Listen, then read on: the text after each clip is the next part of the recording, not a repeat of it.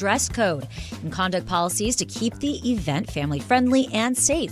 We'll discuss this and more of today's top headlines. I'm Celeste Diaz-Sherman. And I'm Frank Billingsley. We'll also talk with Houston soccer legend Brian Ching, who will tell us about his life, his career, and what to expect for the FIFA World event that is on the way to Houston this summer.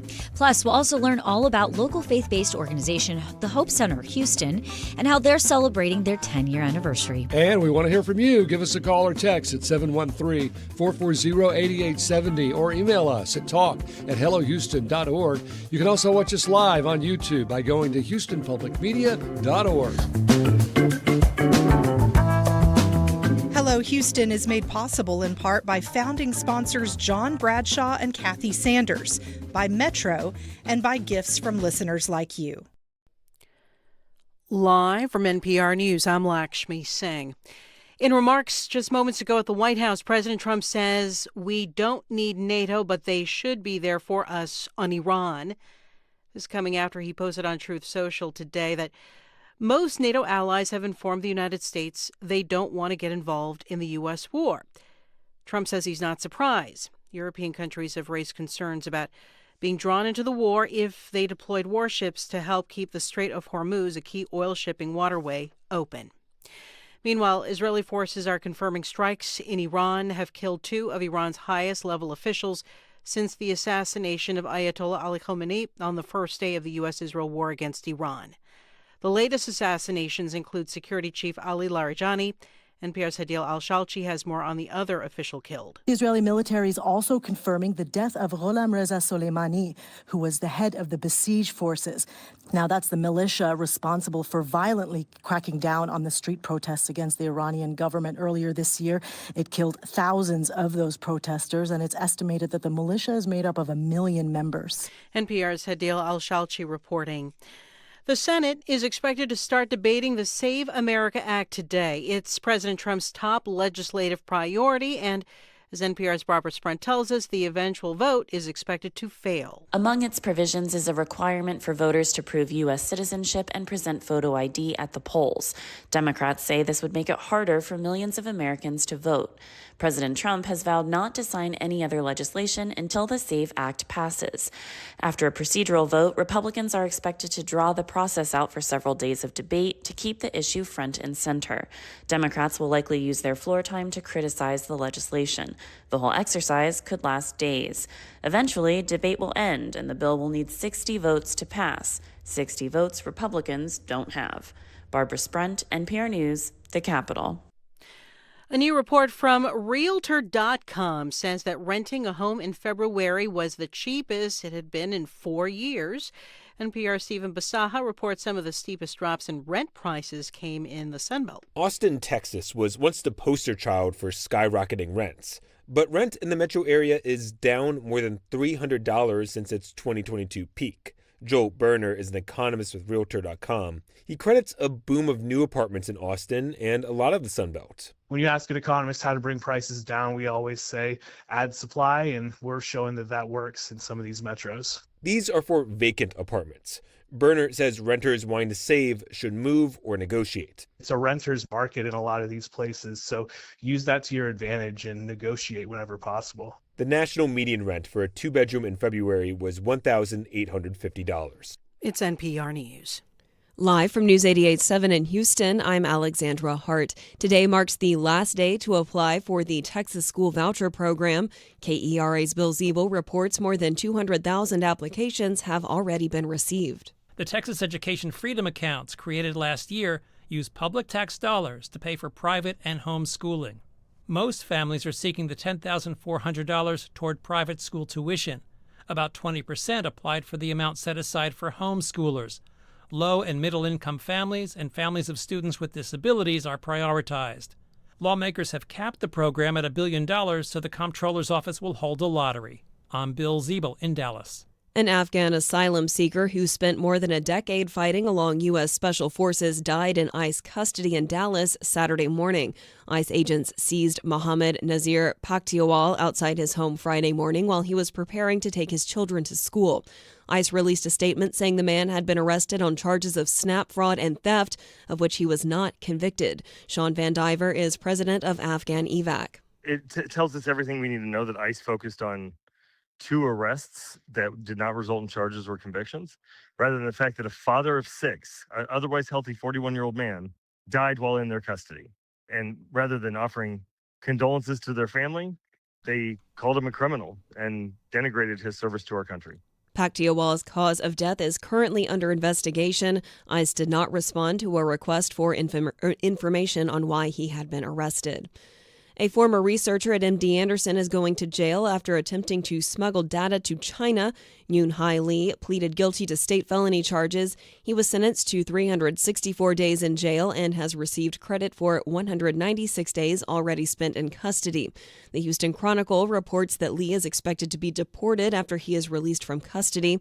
He researched breast cancer and was working on an anti-cancer vaccine at MD Anderson. It's 50 degrees right now on the UH campus, sunny today with a high around 61.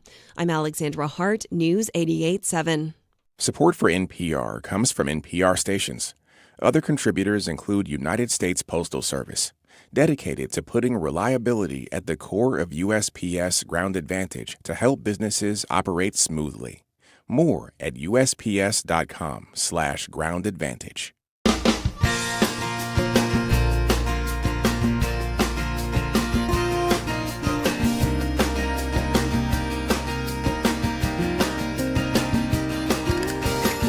Live from the University of Houston, it's Hello Houston, an open forum on today's biggest stories affecting Houston and beyond.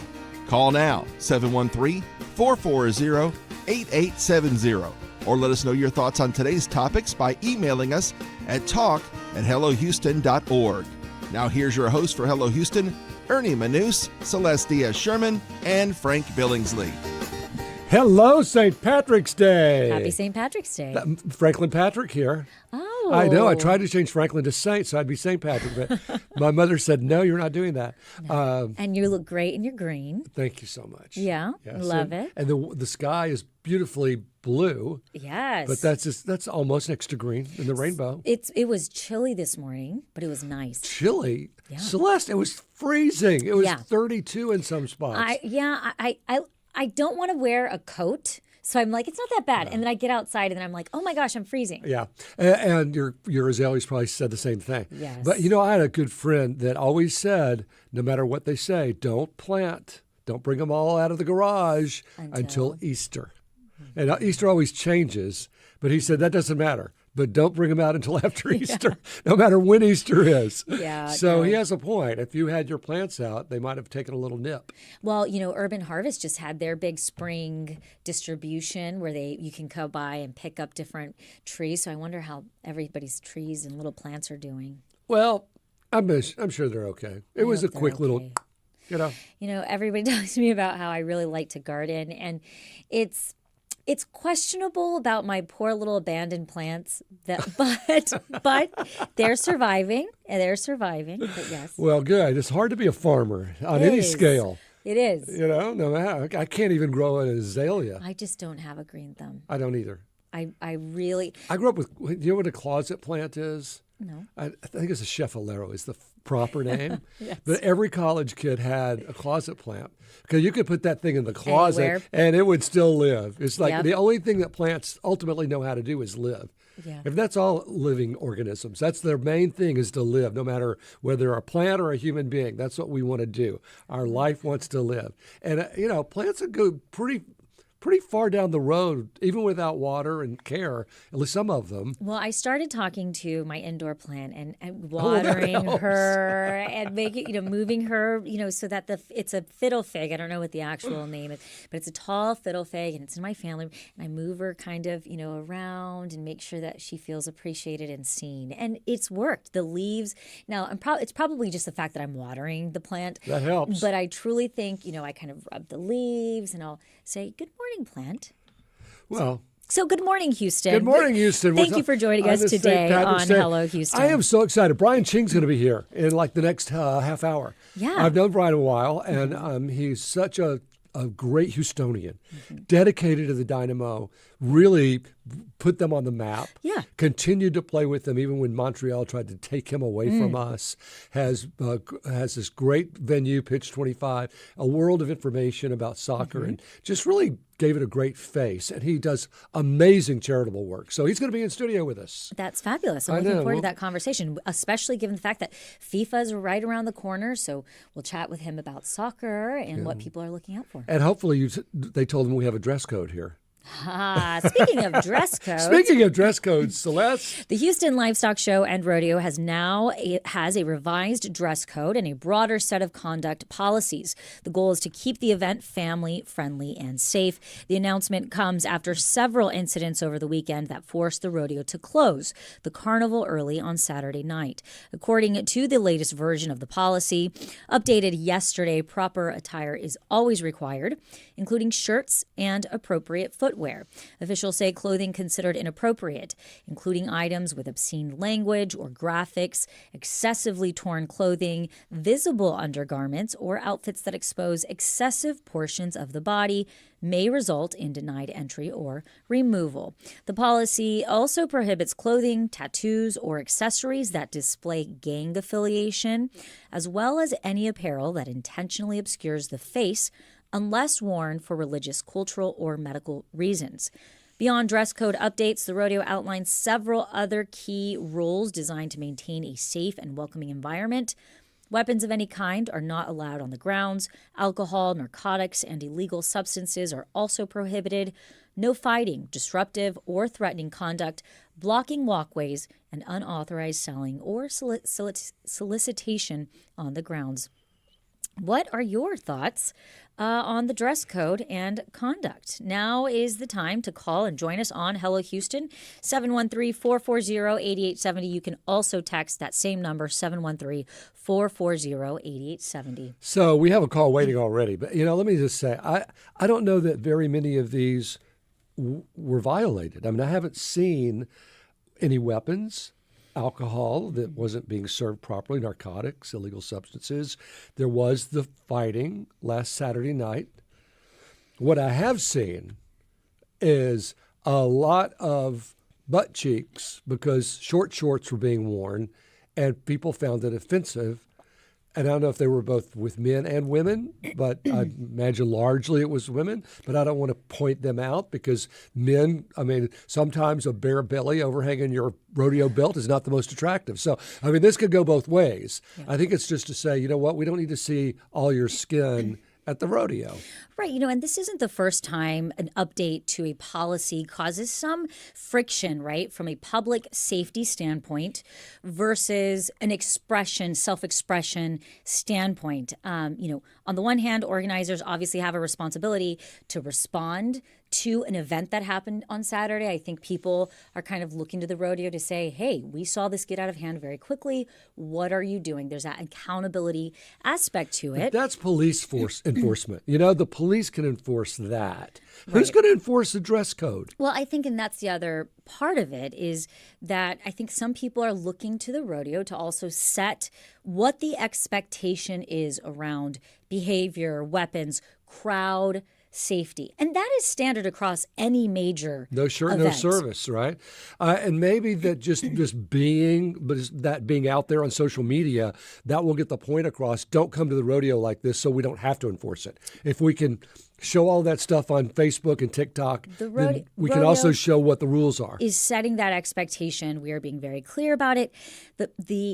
Where it gets gray, I think the question becomes, right, is when you look at dress codes in particular, that can become very subjective and unevenly enforced. But even for a rodeo, shouldn't I say, Yeah, for a rodeo? I guess the question, though, becomes who gets to decide what is excessive, who gets to decide what is inappropriate, especially like an organization like the rodeo, where you have a lot of volunteers. And a lot of volunteers, even though they are volunteering within the organization and the organization is saying we're setting the standard,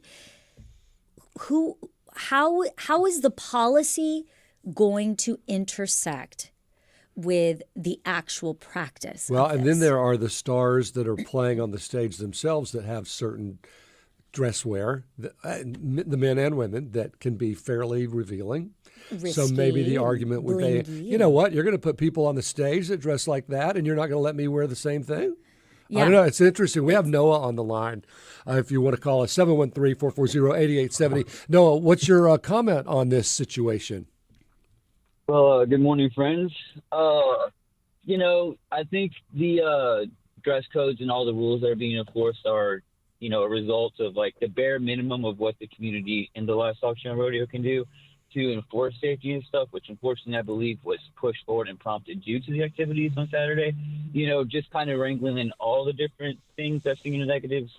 The dress code is kind of like just kind of wrangling in and giving them the authority to at least respond in some sort of way. The unfortunate thing about it is, from watching the videos, reading up on some things and the rules that they also implied about, one thing I noticed on the news, reading an article just recently was, you know, always have a chaperone with teenagers if they're unattended, right? Well, so I was in the group chat yesterday on YouTube talking about how generally there's a culture that's being perpetuated amongst the teens where they would go to events like this to look for clout. And clout is basically like looking for attention to like up your cred ability, I would say. And just, you know, seeing my younger cousin, having seen that whole thing like evolve since the early 2010s and things like that, it's just I don't know how to really address it, but I do know that those kids that were there, they're not in a situation where they're living in the slums or something like that. If you can get to the rodeo and, you know, get in and have the funds to be there and enjoy that time, like that was probably set up just from knowing how these things go. And it's just unfortunate. I hope that we're doing better at policing and being a good example for our young future adults, basically, because that's what they almost are. And, you know, yeah, I just don't know where to go with it. It just makes me sad, though. You know, I've seen a lot of people that have taken this clout and, you know, it's ruined their lives, you know, and I'm a little bit farther ahead to see that change, like, become a little bit better, but it also makes me sad to see a backslide. Yeah. And I just hope that we're all doing our best to reach out to our teens and making sure they're okay and you know, have a sense of community in themselves and, you know, are doing better for themselves and being a good representation of our city. Thank you so much. Great Noah. advice, Noah, from Cyprus. I appreciate that. Yeah, I think Noah brings up a really great point. There is this social media viral culture where preteens are kind of growing up where they want to go viral. They want to be in that space where they're kind of rowdying things up. The other point that he brought up was the chaperone. You know, you have a group of 10, 15 preteens get dropped off at an event. They're going to kind of get rowdy. You know, it's an environment of fun and we're going. And if you don't have a parent, if you don't have somebody saying, hey, stop well, that. and you're not after the age of 13, 14 years old. See, that, I think that there could be an element of discussion where perhaps you can't be dropped off at the rodeo at 15 or younger by yourself. I don't know if there's already a rule like that, but I definitely think that there's an element there that needs to be addressed. But yeah, our kids are growing up in a much harder environment with social media hype. I want to think about this. We're going to talk more about this. Yes. In the next hour, I think. In the meantime, you do have green on, by the way. I am wearing green. Stand up real quick so our YouTubers can see your green skirt. There you go. Sleep. So yes. I have green on, and I also have green under my underneath. green. I'm like double greened here. Yes. Because it's St. Patrick's Day, honoring the patron saint of Ireland with global festivities featuring green attire, parades, Irish music, dancing. It was originally a religious feast commemorating St. Patrick's Day. Did he run all of the snakes out of Ireland? That's what St. Patrick did. Apparently, that's what you told me. Apparently, if yeah. you said it, then it must be true. He ran me out of there. I went to England. To talk more about this celebration, broadcasting from Saint Arnold's, one of our wonderful brewery partners is Lennie Ambrose. Hello, Lennie, and happy St. Patrick's Day. Hello, everybody. Happy St. Patrick's Day. It truly is one of the best days of the year. You have Saint Arnold and St. Patrick teaming up together. Yeah, cousins, right? Epic party. Well, I'm drinking green coffee because you didn't send any libations. But tell us, what are y'all doing out there for St. Patrick's Day to celebrate? So we have a huge party every year here at the beer garden. It started, I've been here 19 years, and it had been going on for a few years before I started at St. Arnold. One of the things, kind of the centerpiece, is we have a Donegal beard competition. And that is something, if you're not familiar with it, that is like the, leprechaun beard, like a little like chin strap beard without the mustache. Oh, yeah, Lucky Charms guy. Yeah, right, exactly. And the town of Shamrock, Texas does this competition. So we kind of borrowed it from them a couple decades ago. And people submit pictures of themselves clean shaven the first week of the year. And they have from then until St. Patrick's Day to grow their Donegal beard. Then they show up and we do judging, we do feats of beard strength. You got to like put clothespins in your beard. Sometimes we make them dunk their beard in beer and transfer it to another container like that. Wow. So that's a super fun thing. Obviously, beer is a centerpiece of what we do here at St. Arnold. We always have, did you hear that cracking noise? Yes. We always have our commemorative mugs. So this is what this year's looks like that you can get. And of course, you can fill that. We don't really do green beer, but we have our lawnmower beer, which is, a staple, and it's in a green can. So that might count. Yeah. We also will have our Irish Hello Look at on that. tap Hello. as well. So Nice. it's a stout beer. So there's, the mug for those of you watching at home. Yeah. Not just the audio version. Now, Lennie, talk to us a little bit about, though, in general, when we look at, St. Patrick's Day, why do you think there is such a connection of kind of that pub culture a little bit? I know it's much greater than that, but really people like to gather around on St. Patrick's Day and drink a pint and enjoy that part of community together. What is it about St. Patrick's Day specifically that there is that? I will say I love St. Patrick's Day. I used to live in Butte, Montana. They have a huge St. Patrick's Day party there.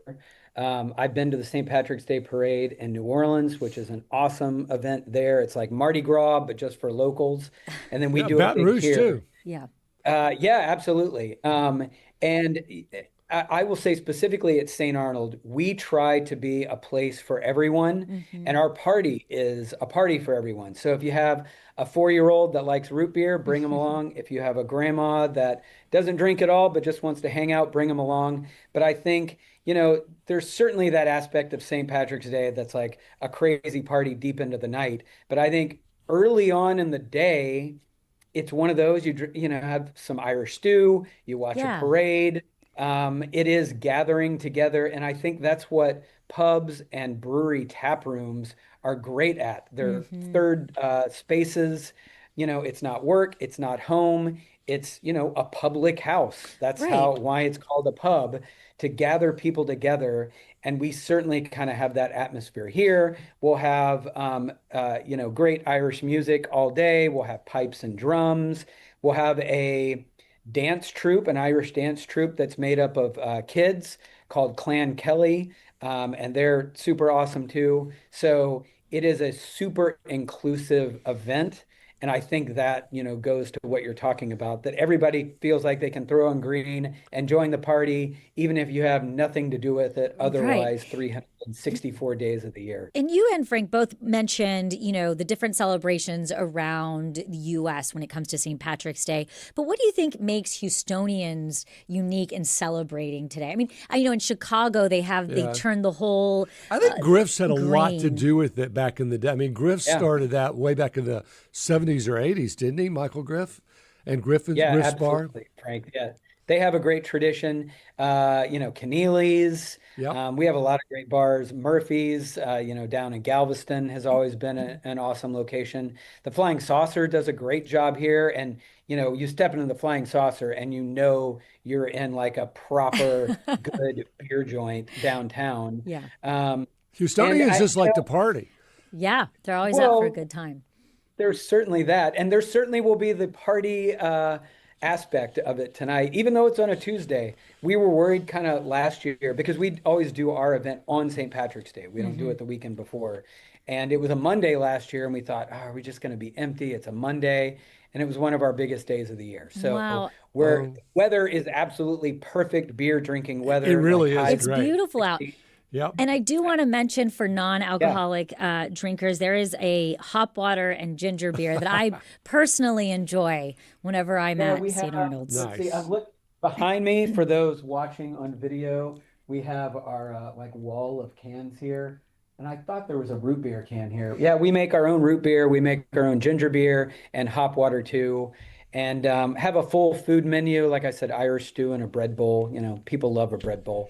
Well, happy St. Patrick's Day, Happy Lennie. St. Patrick's Day, Lennie. Yeah, I'll tell you my favorite. Have 30 seconds for me to throw in on something? I know we have you're 10, but we really don't have 30. Okay. I don't think the rodeo is doing it for this year. I think they just felt like they had to put out something on the dress code for this year. They're not going to police it, then they'll do it next year. That's just my hypothesis. All right, my favorite Irish joke for you, Lennie. 3 Irishmen walk out of a bar. That's the joke. Think about it.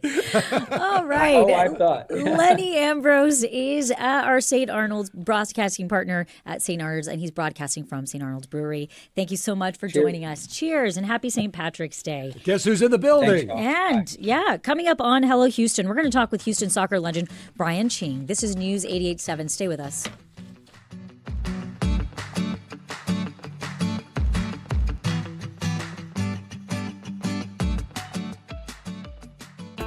We know you.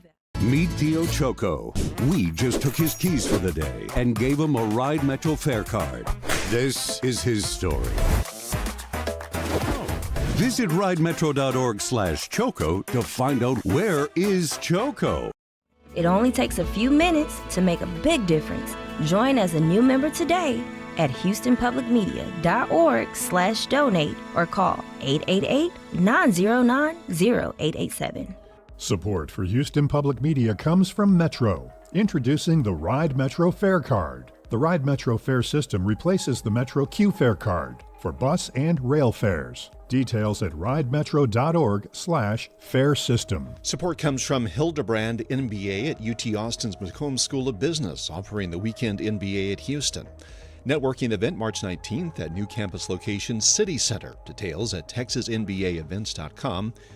Make it there. Support also from Texas Mutual Insurance Company, a workers' compensation provider committed to handling claims to help injured workers get back to work. More at texasmutual.com/mutual care. Support comes from the Houston Symphony, presenting Beethoven's Fifth Symphony this weekend at Jones Hall. The four-note opening sets the stage for this symphonic work, paired with the premiere of Andy Akiho's Timpani Concerto. Tickets at houstonsymphony.org.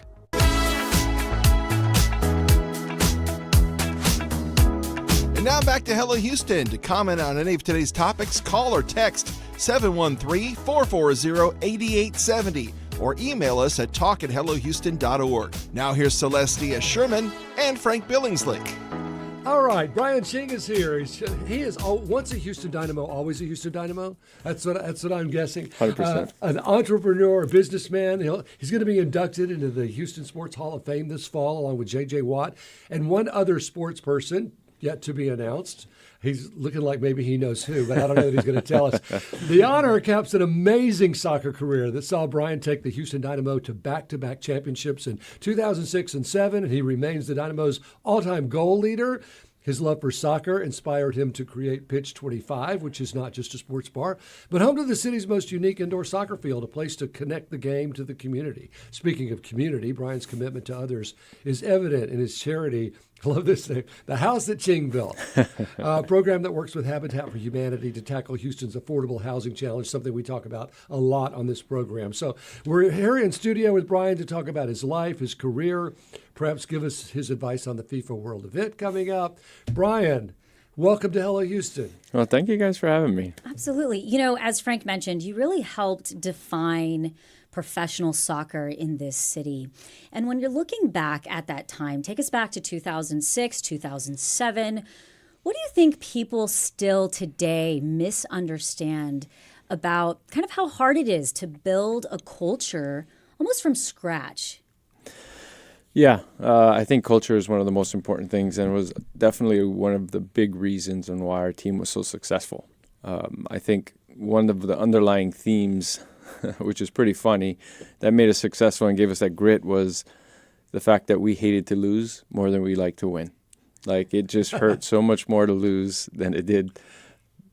Then we got the elation out of winning. Yeah. That we just banded together, and we also felt like we had a chip on our shoulder, right? Mm-hmm. I think back in when we were playing, there was only about 10 to 12 teams in the league, and you always felt like the league was trying to want New York or LA to win it, and so we were never one of those teams, and so we always felt like when we played in San Jose, obviously, like, you're definitely the step right, whatever you call it, but the stepchild to the Galaxy there. So there was a huge rivalry there. So when we came here, there's still that kind of rivalry.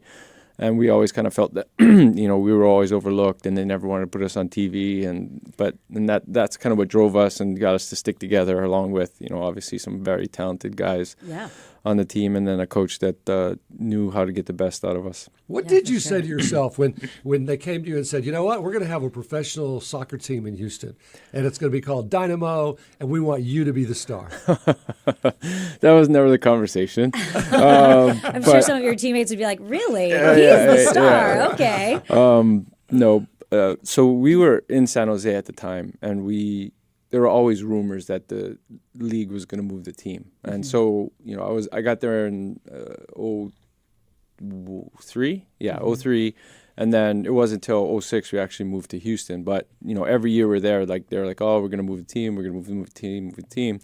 And then all of a sudden in December of 2005, they're like, yep, we're moving the team. Everybody getting a call. And so literally in the middle of December, we get a call from ownership saying, hey, we're moving the team to Houston. You guys need to pack up your stuff, get there. I can't remember. Did we have the stadium first and brought you in, or did you have to play somewhere first? Yeah, so we initially were at Robertson Stadium right over here on the campus. And before they renovated it. Yeah, right. So we were paying rent. And so we could say we helped build the stadium here. But, that was over a decade ago. And now we're looking at growth. Yeah, nearly almost 2. You're looking at the growth of Major League Soccer in the U.S. The Dynamo now is a known name, partly because of you and the team that y'all kind of brought it and shaped it. How does that, during that time, how has it shaped your view, I guess, on where American soccer is today versus where it was back in 2003? Yeah, I mean, I even go back further than that. When I was growing up in Hawaii, only time I ever saw soccer on TV was the national team, once and twice a year, or during a World Cup, being able to watch it. And so now soccer's on TV every single day. Back in '94 when the World Cup first came to America, it launched the MLS. In '96 was the first year of the MLS, and then, or '95, '96. And then, now we're looking, I think they launched with 10 to 12 teams. When I got in the league, we went from 12 teams down to 10 teams. So how old were you when you first started playing? Professionally? No, as a kid. As a kid? I mean, I didn't grow up with it at all. I didn't even know what a soccer ball was. But did you? No. So I was, I think, 6 years old, and my mom was driving me and my brothers home, and she's like, I want you guys to play sports. And we're like, okay, what sport? She's like, well, let's try soccer. Oh, yeah. I feel like soccer is such an introductory, there's like little kids with soccer. And nobody's hitting you. You're it's the not soccer like football. mom. Football's a little strong. It can be very physical. But soccer's also very cultural. So soccer's, most people don't know, has been like the number one youth sport as far as participation goes in the U.S. for the longest time. There was just never a system where kids could continue to play soccer and, rise into like a professional level. And that only has really come around within the past 7 to 10 years with the MLS, right? Because when the MLS started and we were here in Houston, every team kind of had academy teams, but only up until 18 years old. And then there was this huge gap between a high school kid and actual professional soccer player. So not a lot of kids and a lot of talent got missed in that gap. And then, like I said, only within the past 5 to 10 years has every team had like a academy plus the first, the second team, a third team where you can progress kids through the process and they can become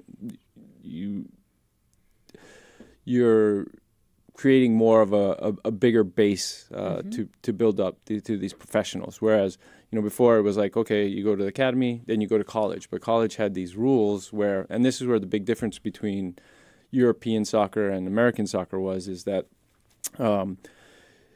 Europeans go pro at 16, 17 years old, right? And they're in the professional environment. So here, we only had the academies, and then there was only 10 teams, throughout the country.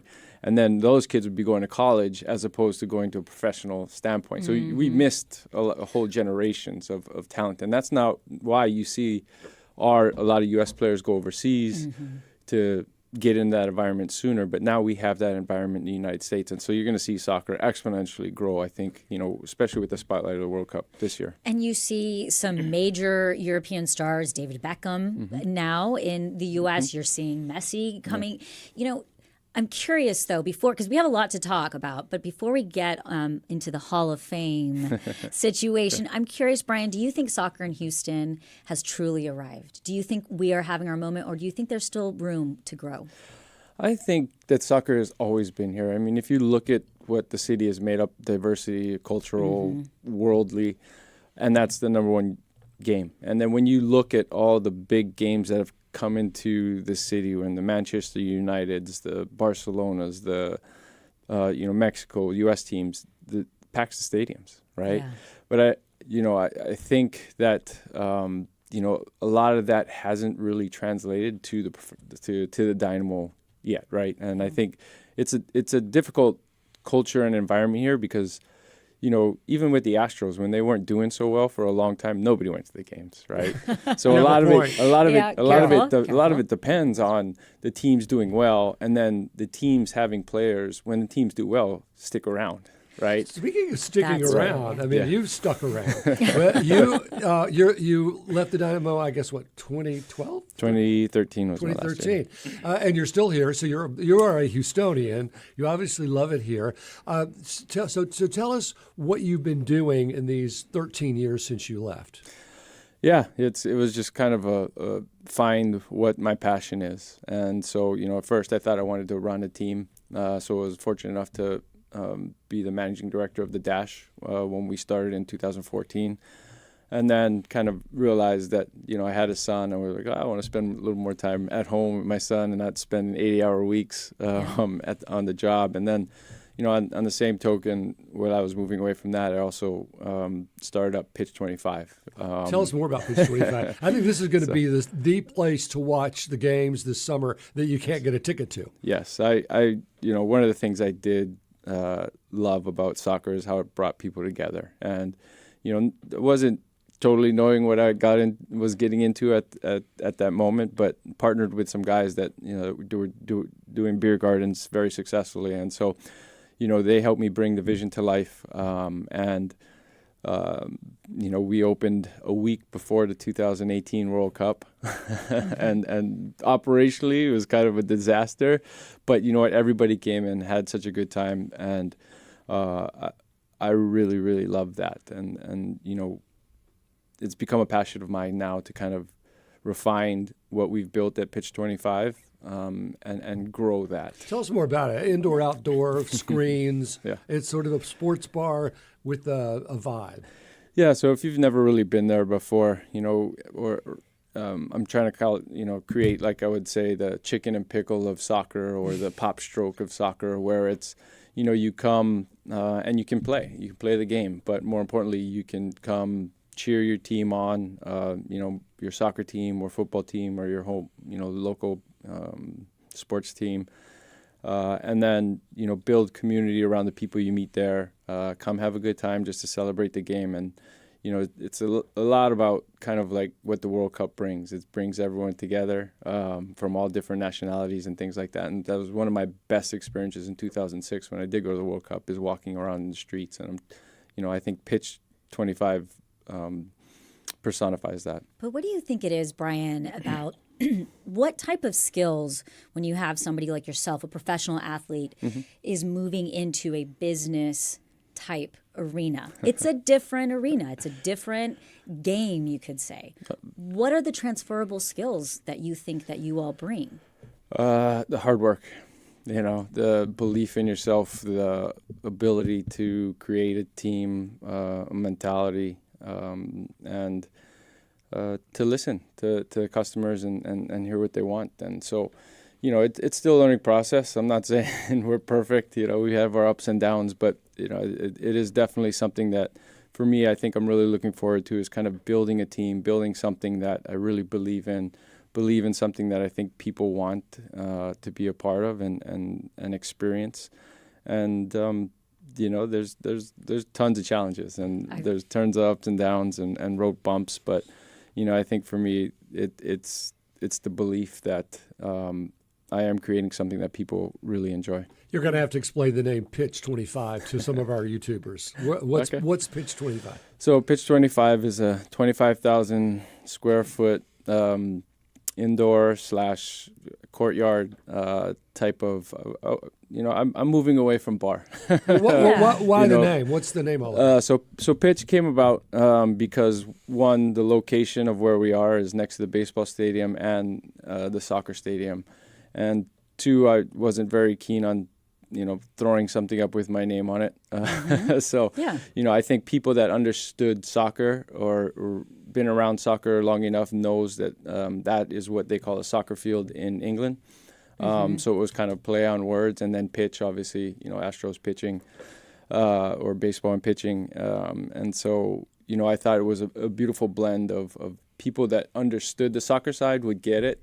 Yeah. And then, it also appeal to people that are going to the baseball stadium. Okay. Let's talk about this big honor that you just got. Induction into the Houston Sports Hall of Fame. Yeah. You and J.J. Watt. It'll happen this fall. One other person, we still don't know who that is. Female or male, or do you have any idea? You know. That's okay. I do not know. Okay. No, my lips are sealed. If you could pick somebody, who would it be? Oh, that's a tough one. I know. It's not fair. You're putting me on the spot right now, it's not fair. There's a lot of deserving people. How did they pick you? What did you think? And I was going to say, we also have to think about it from this perspective, right? We're talking about how the MLS didn't quite have that professional level to get to, but here you are being inducted next to somebody like J.J. Watt. Yeah. The NFL. Yeah. That's a big deal here in the U.S. Yeah. I mean, one of the things that always propelled me is I never felt good enough. So I obviously don't feel like I deserve to be here sometimes, right? But, the fact that the city has recognized that and is really special, and I can't thank, Houston Sports Authority or Foundation enough for, making this happen, and especially in a big year, a World Cup year. I did think, just because I've heard things, that they might have done it last year with the 25, but this year totally came out of the blue. I wasn't expecting it. They did a great job of surprising me. My better half, Lindsay, kept the secret for a couple of weeks and then threw a big party for me that I had no idea, which was the second surprise after. Made me really feel special. That's awesome. Okay, so we got to talk FIFA. Who are we watching? What are your predictions? They're coming to Houston. Houston's going to be on the global stage. Talk to us a little about soccer. Get us ready for it. Yeah. So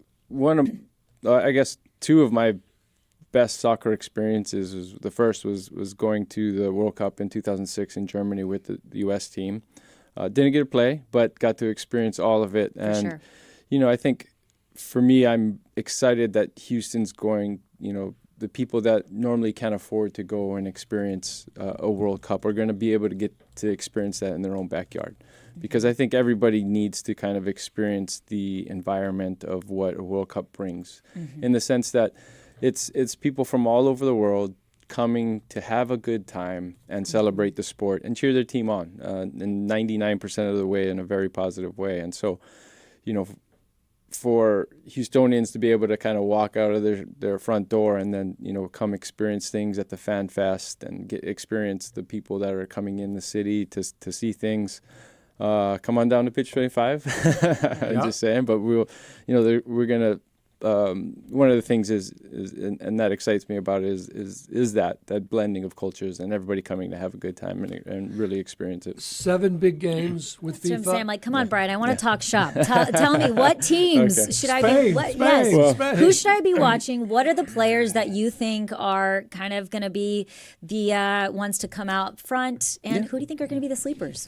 Yeah, so I mean, you obviously have to look. Spain's probably being one of the front runners. Spain obviously, always wins. They have a very young, talented group of players. You know, I mean, Lamine Yamal is probably the poster child of probably the World Cup right now, because he's accomplished some things that even Messi and Ronaldo haven't done at such a young age. So he's a tremendous talent that's going to come. Then we have the Netherlands, we have Germany, we have Portugal all coming here. Saying that, I think Portugal. I think Messi got his World Cup last time around. It would be pretty cool to kind of see Ronaldo get his, and there's such a rivalry there, and both guys are, considered the best players ever. I'm a Messi fan, but, for me, being a soccer fan, it would be pretty special to see, Ronaldo, because I think he has a better supporting cast than he's ever had on his team, and if they can kind of catch fire and do the right things, I think they have they'd be my dark horse. It's kind of like having 7 Super Bowls in 2 months. It is. I mean, it is. I was in Rome in 1982 when they beat Spain for the World Cup, and the place went just bananas. I mean, when your team wins, it's like when the Astros won. Yeah. It really, you just go crazy. How do you think the U.S. is positioned going into the FIFA World Cup? I'm excited. I mean, because if you looked at the last World Cup, and the U.S. did well. Right, they got out of the group. They went, up until they ran into the Netherlands. But having said that, we were the youngest team in the tournament that year by, average age. And I think if you look at our team now, we have that much more experience. We have that much more competition. We have a lot of young players that are playing overseas, playing here, that are getting games day in and day out. And I think, they're going to feel this level of pressure, but also excitement that we are on, home soil, and I expect them to go pretty far. Nice. I think unfortunately, if I'm remembering this right, they might run into Spain.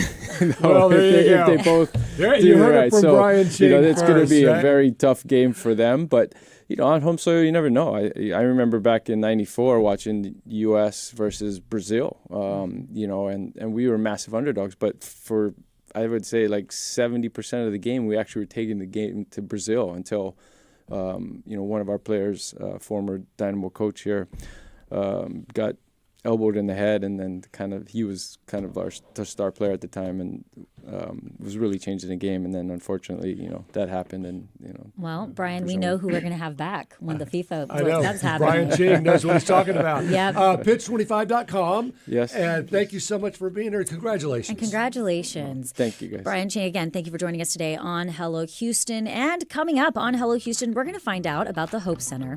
This is News 88.7. Stay with us.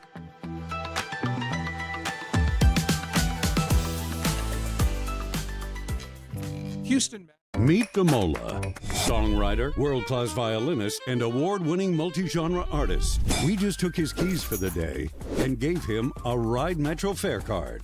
Visit ridemetro.org/Gamola to learn more about his ride. Program to stream online at your leisure at houstonpublicmedia.org. And reach out with questions or comments anytime. Email us at talk@houstonmatters.org. Support comes from Belmont Village Senior Living, committed to enriching the lives of seniors through daily programs, custom care, and hospitality in assisted living and memory care. 2 Houston area locations. More at belmontvillage.com/Houston. Support comes from CertaPro Painters, offering residential and commercial painting services from color consultations to full project management, estimates and more at CertaPro.com. And support from Central Market with St. Patrick's Day, corned beef brisket and scratched baked soda bread to stout beer and Irish bangers. More at centralmarket.com. Support for Houston Public Media comes from UHWGSS, presenting the 29th Annual Table Talk, a Houston networking luncheon featuring women leaders from across industries. March 30th, downtown. Tickets by searching UH Table Talk. And now back to Hello Houston. To get your comment in on any of today's topics, call or text 713-440-8870 or email us at talk@hellohouston.org. And now here's Celestia Sherman and Frank Billingsley. Hope Center Houston is a faith-based organization that provides a safe and welcoming place for adults experiencing homelessness, in addition to essential services. Opening its doors in 2016, the nonprofit serves individuals in Northwest Houston, regardless of their religious affiliation or beliefs, offering dignity, encouragement, and practical support to help those in need heal and achieve a lasting transformation. This year marks their 10-year anniversary. And to tell us more about their work and how they're celebrating this milestone, we're joined by Kathleen Spangler, the Assistant Executive Director of Hope Center Houston, and, may I say, soon-to-be Executive Director. All Congratulations, right. Kathleen. Thank you so much. You know, we talked about how, the Hope Center is a faith-based organization, or, based in faith-based principles, but serves people of all backgrounds. How do you balance those values, while still ensuring that everybody feels welcome? Absolutely. That's really important to us, to never push any particular religious perspective or faith perspective on anyone. We're very ecumenical. So we work with all kinds of partners, organizations, churches, or groups with no religious affiliation. And we believe in serving mind, body, and spirit. Many of our guests are religious, and so having spiritual services available to them, we have a worship service, prayer, Bible study, that sort of thing available to them if they desire that. That's important to us. But the way that I see it is that we're faith-based because our motivation to serve is because of our faith, and so whether we're providing a lunch or connecting them to housing or anything that we're doing is faith-based because of that motivation, whether the word God comes up at all. And certainly, I personally feel it's unethical to push anything on anyone. So it's really there for them as they need it, and it's our motivation to serve. And we really invite anyone who has a heart for serving the homeless to come alongside of us. Well, how does someone find Hope Center Houston? Different ways. I always ask when I do intake with new guests, how did you hear about us? Yeah. And it's different ways. We try to, of course, publicize. We have people, we tell people, if you come across someone who is experiencing homelessness, let them know. The word spreads among them, and other agencies know about us as well. So if they go somewhere for services and they're full, or the shelters downtown often fill up, and we're not actually a shelter, but they'll talk about what other services are available. We're kind of the one of the few organizations in our area, because we're out at 1960 and 45 area. So is Hope Center Houston? I keep saying the name because I want people to hear it. Yes. So is Hope Center Houston the kind of place that someone could go to and it's a safe space? Say they're trying to get away from an abuser, or can you house them, or can you find someone who can house them? Right. So we definitely pride ourselves on being a safe space. Right now, we're only a day center. We would love to have 24/7 shelter. That's part of our vision, as sort of we think for the sort of our next 10 years to add that in, to have additional capacity for that. Right now, we're open from 9 to 3, so they can be with us and absolutely be safe there. So the way that we would deal with that is working with partners and helping them. First of all, doing a housing assessment to see if we could get them, on the list for housing, that sort of thing, but also working with partners that may be able to shelter them more quickly, particularly if there is a violence, that sort of thing. But we always say, come in peace, be in peace, depart in peace. We really want them to feel not only safe, but loved and known and seen and heard while they're with us. And, Kathleen, while we're on that, homelessness, terms, we often think of it immediate need. But what does long-term transformation really look like? It takes time. It takes relationship, to getting to know their story. I tell people, if you've met one person experiencing homelessness, you've met one person experiencing homelessness. They have different stories. They come to it in very different ways, very different causes. I think we tend to sort of lump them together, sort of a single story and sort of a picture in our mind of how they might be out there, but they all have a unique story. So learning that story and coming alongside them with what they uniquely need. And sometimes it is taking care of obstacles that we might not think about, like getting an ID, getting connected to healthcare, access to healthcare, access to mental health care.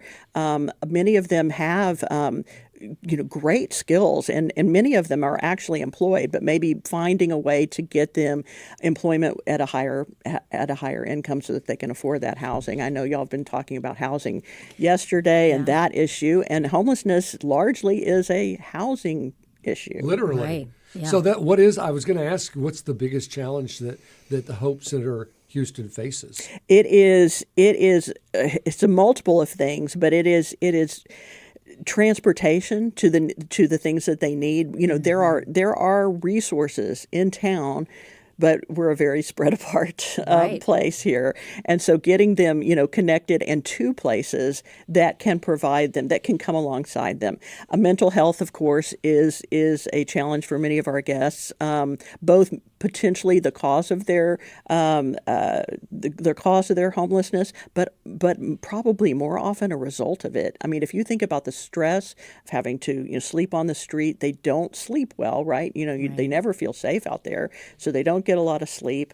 Sometimes drug use is because they need to stay awake at night because they don't feel safe if they completely go to sleep if they're sleeping out on the street, and then just the stress of it, and depression, anxiety, those sort of things. So I would say mental health supports, transportation, food stability, but then also just the lack of affordable housing that it takes, even for people in the greatest need. It takes a while to have them come up on the housing list so that we can get them placed. Kathleen, as you prepare to step into the executive director role, what is your vision for the next chapter of the Hope Center Houston? We are seeing just the need expand. A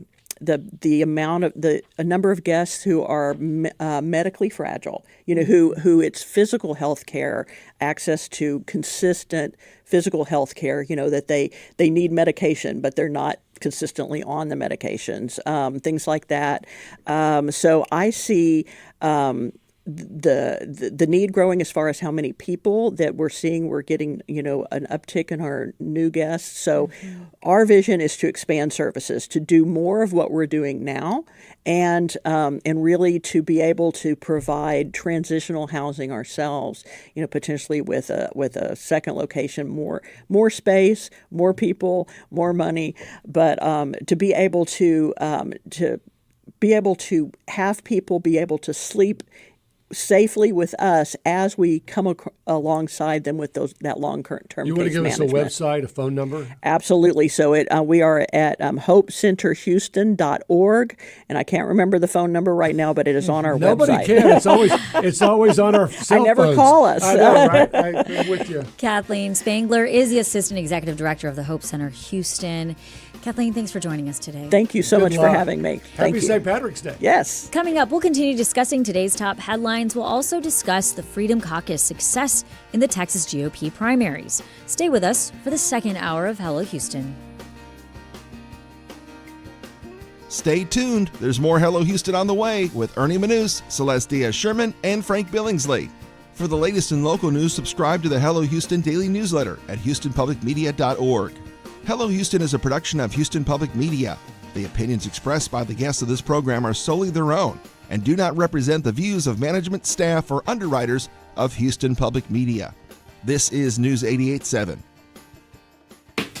I'm Frank Billingsley, and I'm back on TV with our new Hello Houston Rodeo special. And I'm Celeste Diaz-Sherman. You can check out Hello Houston at Rodeo Houston this Wednesday at 5 p.m. on TV8. Join us with our special guests, Houston Livestock Show and Rodeo President and CEO Chris Bowman, Houston Mayor John Whitmire, the Gold Buckle Foodie winners, and more. It's Hello Houston at Rodeo Houston this Wednesday at 5 p.m. on TV8. And don't forget to check out the Hello Houston radio show, 11 a.m. to 1 p.m. weekdays, right here on News 88.7. Support for Houston Public Media comes from Metro. Introducing the Ride Metro Fare Card. The Ride Metro Fare system replaces the Metro Q Fare Card for bus and rail fares. Details at ridemetro.org/fare system. A little bit warmer in Houston today after yesterday's cooler weather. Today's high around 61 degrees with sunny skies. Tonight's low 47, mostly clear skies. Tomorrow even warmer, the high around 74 with sunny skies. Then tomorrow night mostly clear, the low 55. Mostly clear skies, 50 degrees right now at the University of Houston.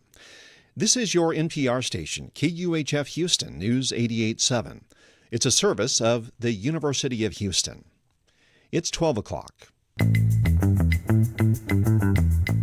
Just ahead on this hour of Hello Houston, Harris County Judge Lina Hidalgo is on a trade mission to Europe with the Greater Houston Partnership amid calls for her resignation following her recent incident at the Houston Rodeo. We'll discuss this and more top headlines. I'm Frank Billingsley. And I'm Celeste Diaz-Sherman. We'll also talk with Texas Tribune journalist Gabby Birenbaum, who will discuss her article on the political rise of the Freedom Caucus. Plus, we'll also hear the latest episode of Party Politics co-host Brandon Rottinghaus's Texperts series, in which he explores whether it is illegal or not to pick Texas bluebonnets. Also, we want to hear from you. Give us a call or send us a text at 713-440-8870 or email us at talk@hellohouston.org. You can also watch us live on YouTube by going to houstonpublicmedia.org. Hello Houston is made possible in part by founding sponsors John Bradshaw and Kathy Sanders, by Metro, and by gifts from listeners like you.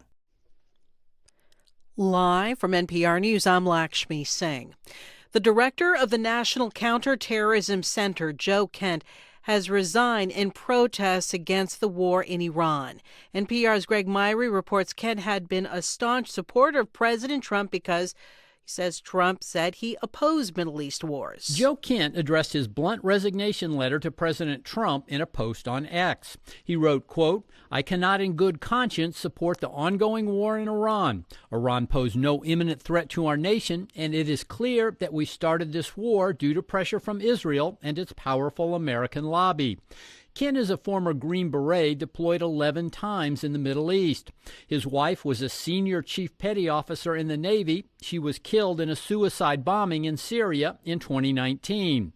When nominated for his position last year, Kent faced sharp criticism from Democrats, including Senator Patty Murray. She called Kent, quote, "a conspiracy theorist who espouses white supremacist views." Greg Myrie, NPR News, Washington. President Trump addressed Kent's resignation a short time ago. I didn't know him well, but I thought he seemed like a pretty nice guy. But when I read his statement, I realized that it's a good thing that he's out, because he said that Iran was not a threat. Iran was a threat. Every country realized what a threat Iran was. Trump speaking with reporters while hosting Ireland's Taoiseach Micheál Martin in recognition of St. Patrick's Day. The Irish Examiner reported that ahead of Martin's White House visit, the Prime Minister ruled out Irish involvement in any EU mission to reopen the Strait of Hormuz. President Trump had asked U.S. allies to deploy warships to help get oil vessels through the key waterway. Today, Trump said most NATO allies said they don't want to help, even though he says the U.S. has supported them. Trump then said the U.S. does not need NATO. Today is primary election day in Illinois. From member station WBEZ, Mariah Woelfel reports 1 Senate and 4 House races are considered wide open. The retirements of longtime heavyweights, including Congressman Danny Davis and Senator Dick Durbin, have prompted an avalanche of candidates vying for open seats. Across 4 wide-open House Democratic primaries, there are 46 candidates on the ballots. Jake Lewis is a Democratic strategist working in the 9th Congressional District race. And the level of activity, political activity in and around the Chicagoland area is unlike anything that we've seen in a long time. The Democratic primary for Durban's seat has been the highest profile, with 3 frontrunners, U.S. Representatives Raja Krishnamurthy and Robin Kelly, and Illinois Lieutenant Governor Juliana Stratton. In the blue state of Illinois, the winner of the Democratic primary often soars to victory in November's general election. That's Mariah Woolfel reporting. This is NPR News. Live from News 88.7 in Houston, I'm Alexandra Hart. Early voting for a Houston City Council race kicks off tomorrow. It's the sole race on the ballot, and it's only open to residents of District C. News 88.7's Dominic Anthony Walsh reports.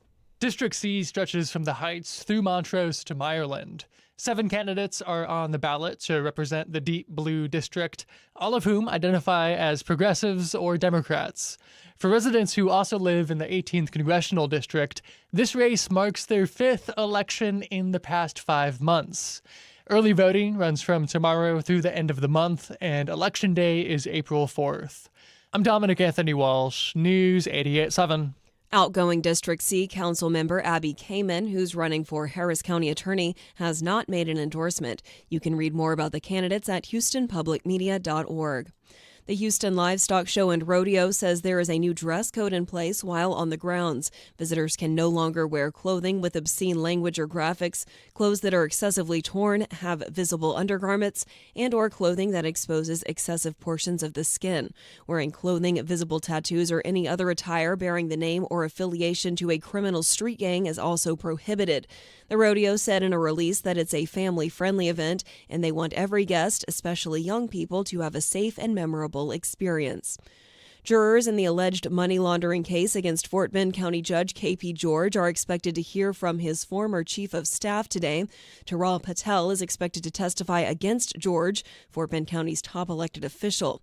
Patel pleaded guilty to 2 misdemeanor counts related to a hoax, faking racist social media attacks while running for office. Closing arguments are expected this week. Prosecutors allege George used $46,000 of campaign funds for personal use. If convicted, the sitting county judge would be removed from office and could face up to 10 years in prison. Fort Bend County Bureau reporter Melissa Inahe will have developments this afternoon from the Richmond Courthouse. I'm Alexandra Hart, News 88.7. Support for NPR comes from NPR stations.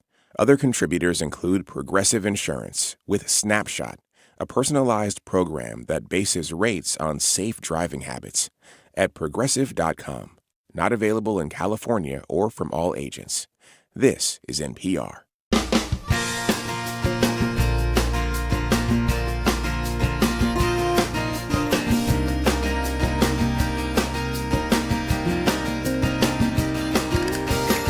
Live from Houston Public Media and News 88.7, it's Hello Houston, an open forum on today's biggest stories affecting Houston and beyond. Call now, 713-440-8870, or let us know your thoughts on today's topics by emailing us at talk@hellohouston.org. And now here's your host for Hello Houston, Ernie Manous, Celestia Sherman, and Frank Billingsley. Thanks for joining us. The second hour of Hello Houston today is March 17th, 2026, and happy St. Patrick's Day. Happy St. Patrick's Day. You are wearing green, in case people just joined us. You are also wearing green. I'm wearing double green and green underneath. I'm all green. All green. But we want to thank you whether you are watching on YouTube or you're joining us on News 88.7. It is great that you chose to be here with us. You know what I was going to say, back when I was a weatherman on TV, the chroma key that we did the weather in front of is literally Irish green. Yeah. So you couldn't wear any green on St. Patrick's Day. Right. So you could explain it, wear that little hat or something, or the glasses, and then take them off. But you couldn't wear a green tie because it would just then you just look like a floating head. Yes, arms. exactly. So that's okay. So you were a weatherman on TV. Now I need you to be a weatherman on radio. Let me tell you, it was chilly this morning. Okay, it was very cold, and we have the. Well, I used to say, it's the Mexican food forecast: chili tonight, hot tamale. So it's going to be again tonight, chilly tonight, not tamale. Yeah. And we're going to continue to get warm as we go through the weekend into the weekend, but it doesn't look like a lot of rain out there. But Frank, when you say it's getting warm, it's getting up into the 90s. Well, maybe here on Saturday or Sunday, maybe. Okay. But, it can sometimes feel that way, especially like, if you're at the rodeo in the heat, the asphalt and around a lot of people. Speaking of feeling that way, this morning when I was looking at the weather in my iPhone, they had a feels like, and I clicked on it, and it felt a lot chillier than what it was. Well, the wind can make a big difference. I mean, absolutely. So you look at a 10-mile-an-hour wind, when it's in the 30s, it can make it feel like 7-8 degrees colder. Mm-hmm. Yes, and that is, it really just applies to human bare skin. Right. It doesn't apply to animals, although there's been some study on that, because livestock, they can feel colder.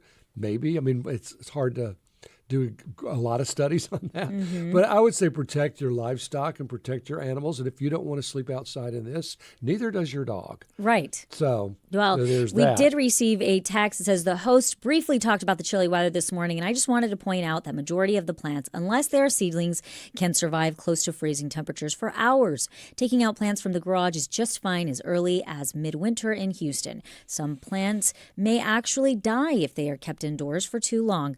We should not underestimate life forms that can make their own food by using the sunlight.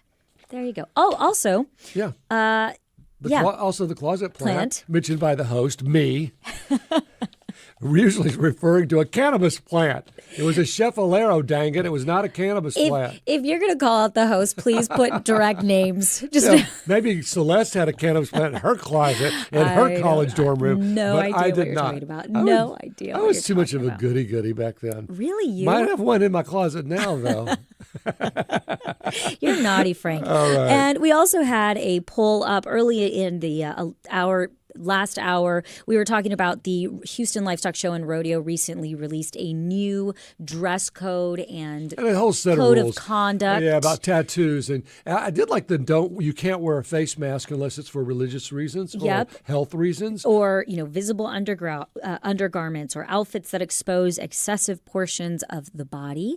And we put up a poll. Frank, what did the poll look like? Was it the right move for the Houston Rodeo to update its dress code and conduct policies?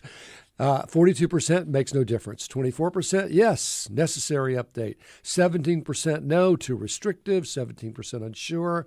I'm kind of with the. You know what? I don't think you can tell people what to wear anymore. Well, you can try, but with that big of a crowd, especially as I mentioned earlier, when you have people maybe dressed sort of scantily on the stage to be sexy and look cute and sexy. I don't know. This is less about telling people how to dress and more about the rodeo saying, hey, this is the expectation that we're going to set.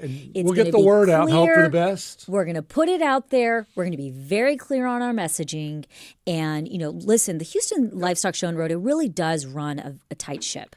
For the amount of people that go through it, for the amount of volunteers, it's run very well. And I think they're basically putting it out there. This is the expectation. We are ready and willing to turn you away if you do not meet this standard and expectation. Well, and I think the majority of people that go to the rodeo, they want to dress so that they're seen and they look good and they feel good about themselves. And if that is someone who wears really tight short shorts that shows parts of their body, maybe that's their self-identity. I can't judge that. But the rodeo definitely, the Houston Livestock Show and Rodeo, I would say has definitely become a place to be seen. Sure. It is the I don't know why you'd want to be seen like that, to be honest. I'm sucking it in and trying to wear a shirt over my belt. Let me tell you, I saw myself in a swimsuit over here. I was like, wow. Well, some of these people are really proud of their bodies, and that's important, and they want to show it off. And this is who I am, and this is what I look like. Right, and I think the Houston Livestock Show and Rodeo is saying this might not be the place for you to show that off. We're about rodeo identity, not self-identity. And also about there's also rodeo culture where people. I wish everybody would get into that. The education aspect of it, really, it is a nonprofit. We forget about that aspect. It's a nonprofit that is raising funds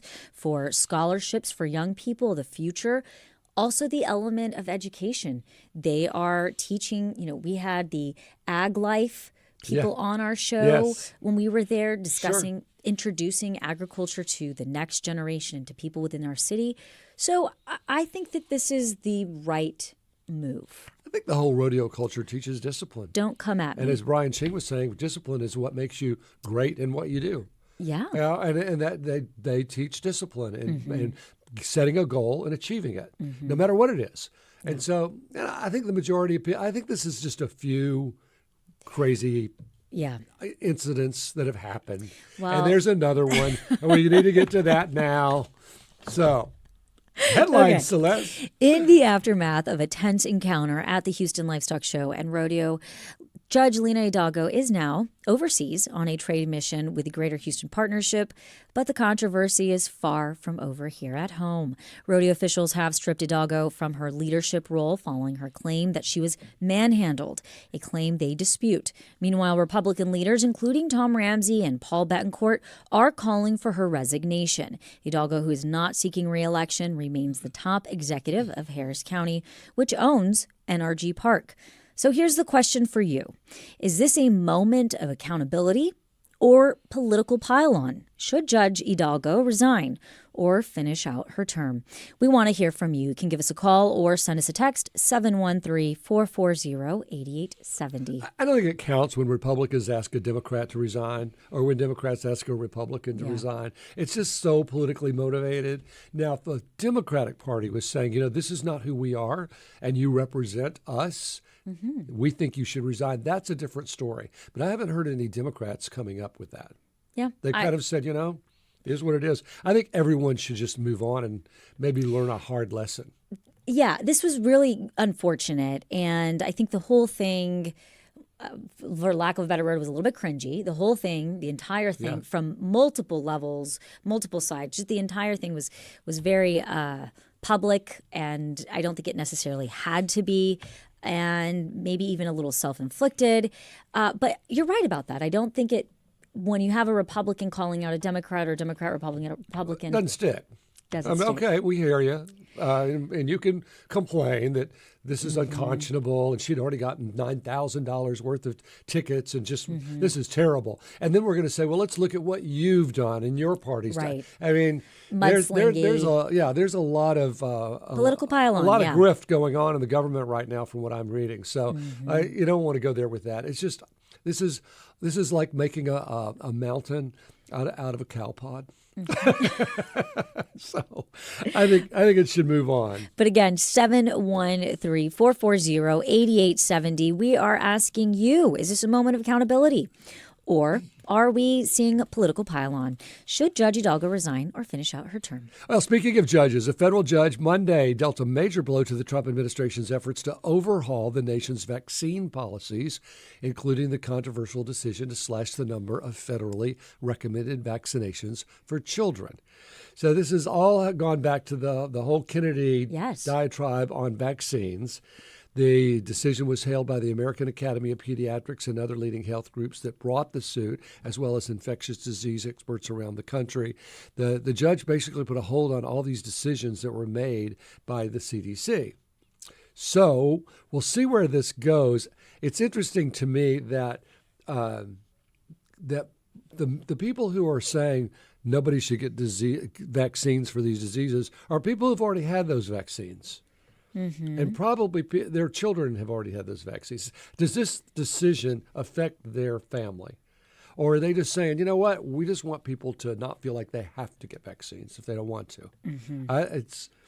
It's tricky. We've seen the measles outbreak. Anyway, do you have thoughts on this move by the judge? Are you for or against RFK's stance on vaccines? Call 713-440-8870. When you pose that question, these people are, is it affecting their family? And it's very interesting. Tatiana Schlossberg, who is RFK's niece, recently passed away. From and that was blood cancer, I believe? Yes. Yeah. And she wrote an op-ed in, I believe it was the New Yorker. And she very much called out RFK for the policies that he's putting in place.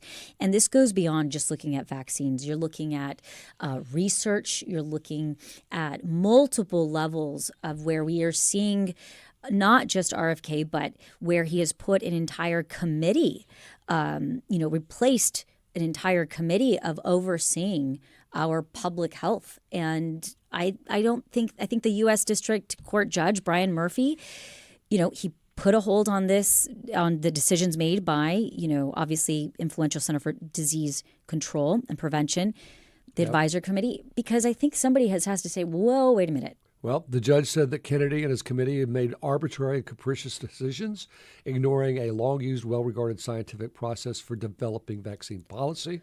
Yep. And we haven't. We didn't get to these vaccines overnight. It took years of FDA trial and error and approval.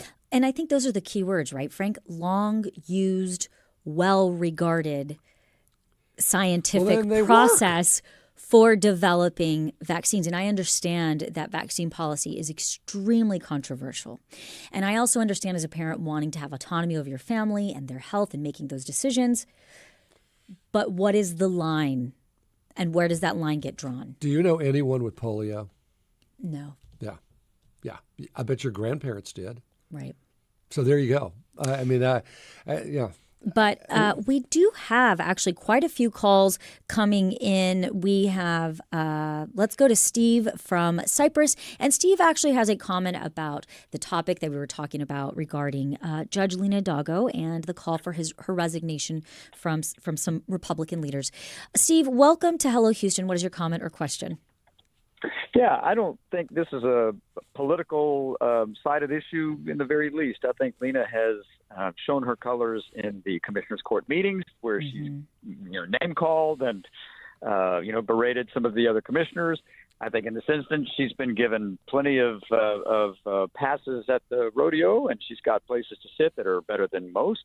And her entitlement in this issue, I think, is it's a bad look on her, and I think it goes with the character that she's displayed throughout her tenure as county judge. And I think her resignation would be in order.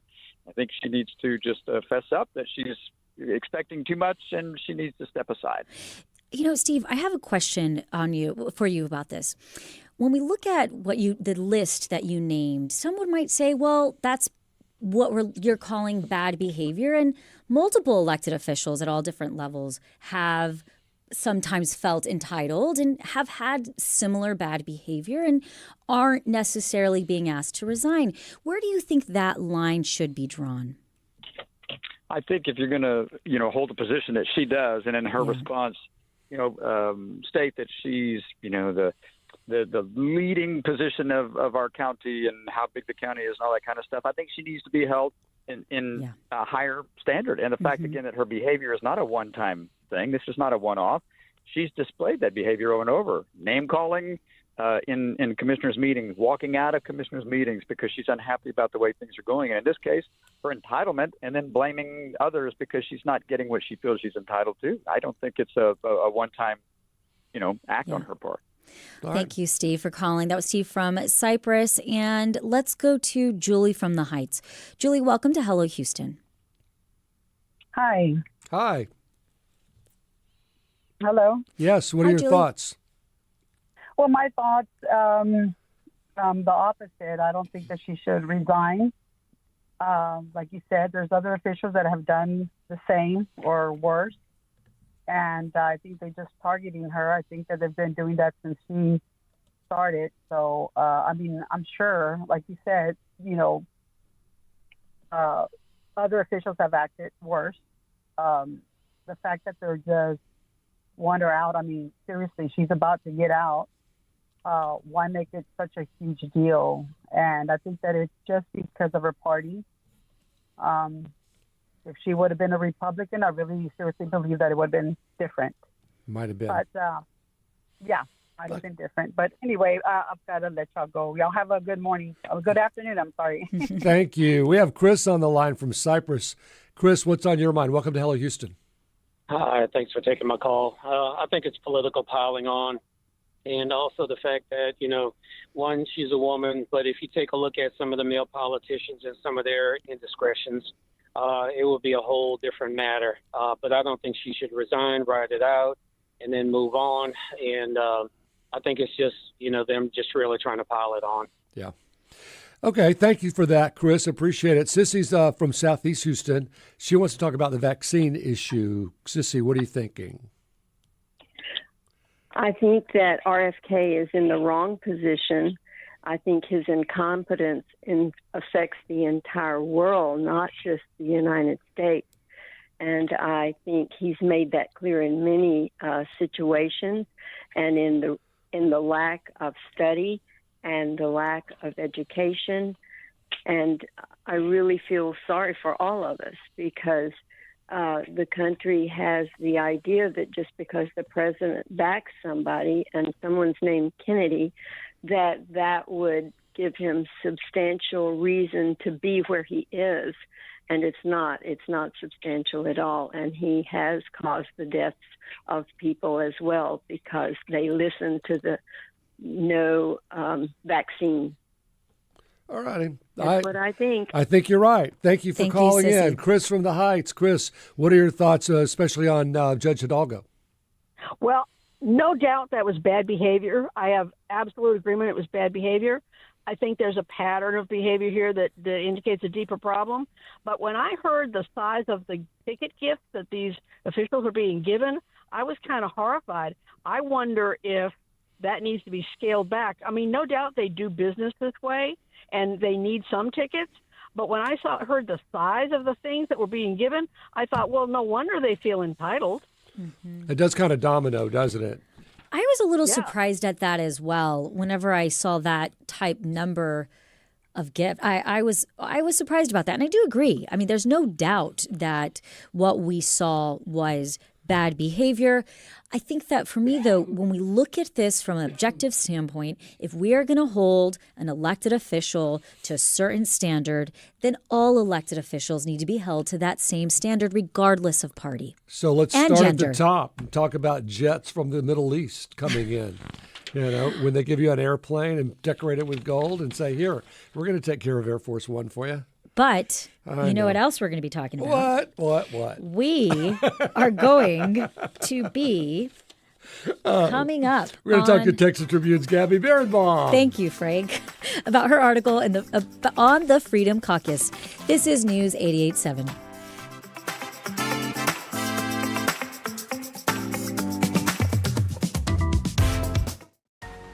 We know you value Houston Public Media. That's why you're watching right now.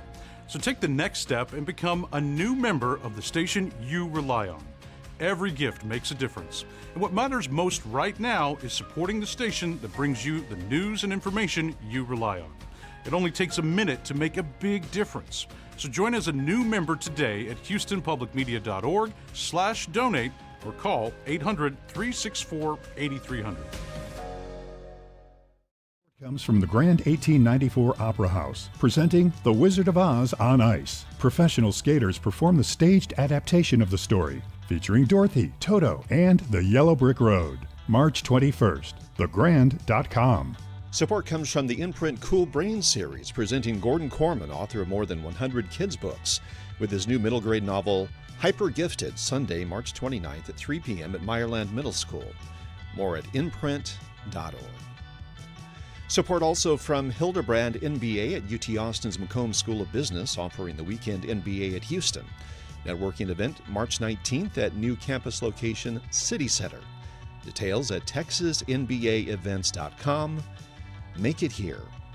Support for Houston Public Media comes from DeCamera, presenting the Parker String Quartet with cellist Raman Ramakrishnan. Music by Beethoven, Philip Glass, and Schubert, March 28th at the Hobby Center. Tickets at decamera.com.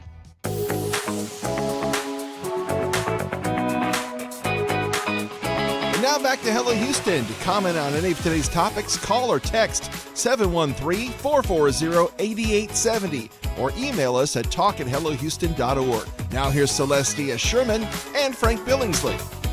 The hardline House Freedom Caucus had a successful primary season in which two challengers backed by the conservative group's political arm won their primaries, and a third candidate nearly won outright in a 9-way open race. The Freedom Caucus could end up doubling the number of Texans on its roster come next Congress, pushing the state's delegation further to the right. Known for its willingness to defy GOP leaders, the Freedom Caucus encompasses the most right-wing members of the House, typically those who are the loudest advocates for cutting spending and restricting immigration. Joining us now to tell us more about the rise of the Freedom Caucus is journalist Gabby Birenbaum, who wrote an insightful article in the Texas Tribune about this subject. Gabby, welcome to Hello Houston. Thanks for having me. So let's start with what's kind of driving the momentum behind the Freedom Caucus in Texas right now at the moment. Yeah, I mean, they had a really strong primary season. They identified a few candidates, like you mentioned, who they wanted to back. One of them was Steve Toth, right? He was a member of the Texas, at one point, the Texas Freedom Caucus, sort of the Texas version. He ousted Dan Crenshaw, who's an incumbent who had been critical of the Freedom Caucus. And then Brandon Herrera went to a runoff with Congressman Tony Gonzalez. He's a moderate. Herrera is a sort of gun rights absolutist that might fit into that Freedom Caucus mold. And Gonzalez ended up dropping out. So Herrera is the presumptive nominee there. And that's just two, right? So I think, the Freedom Caucus definitely saw opportunity in Texas, and just the sort of candidates, I think, given how many open seats there are because of redistricting, how many vulnerable incumbents there were, there was definitely sort of blood in the water, I think, for the harder right faction to go after. I noticed that Steve Toth got Congressman or Senator Cruz's endorsement outright, and he won. And he won. So are we seeing, I know that Donald Trump always says if he endorses someone, they win. Is that becoming true of Ted Cruz? Ted Cruz had Senator Cruz had a good primary season. I think all of his endorsed candidates either won outright or finished first and are headed to runoffs.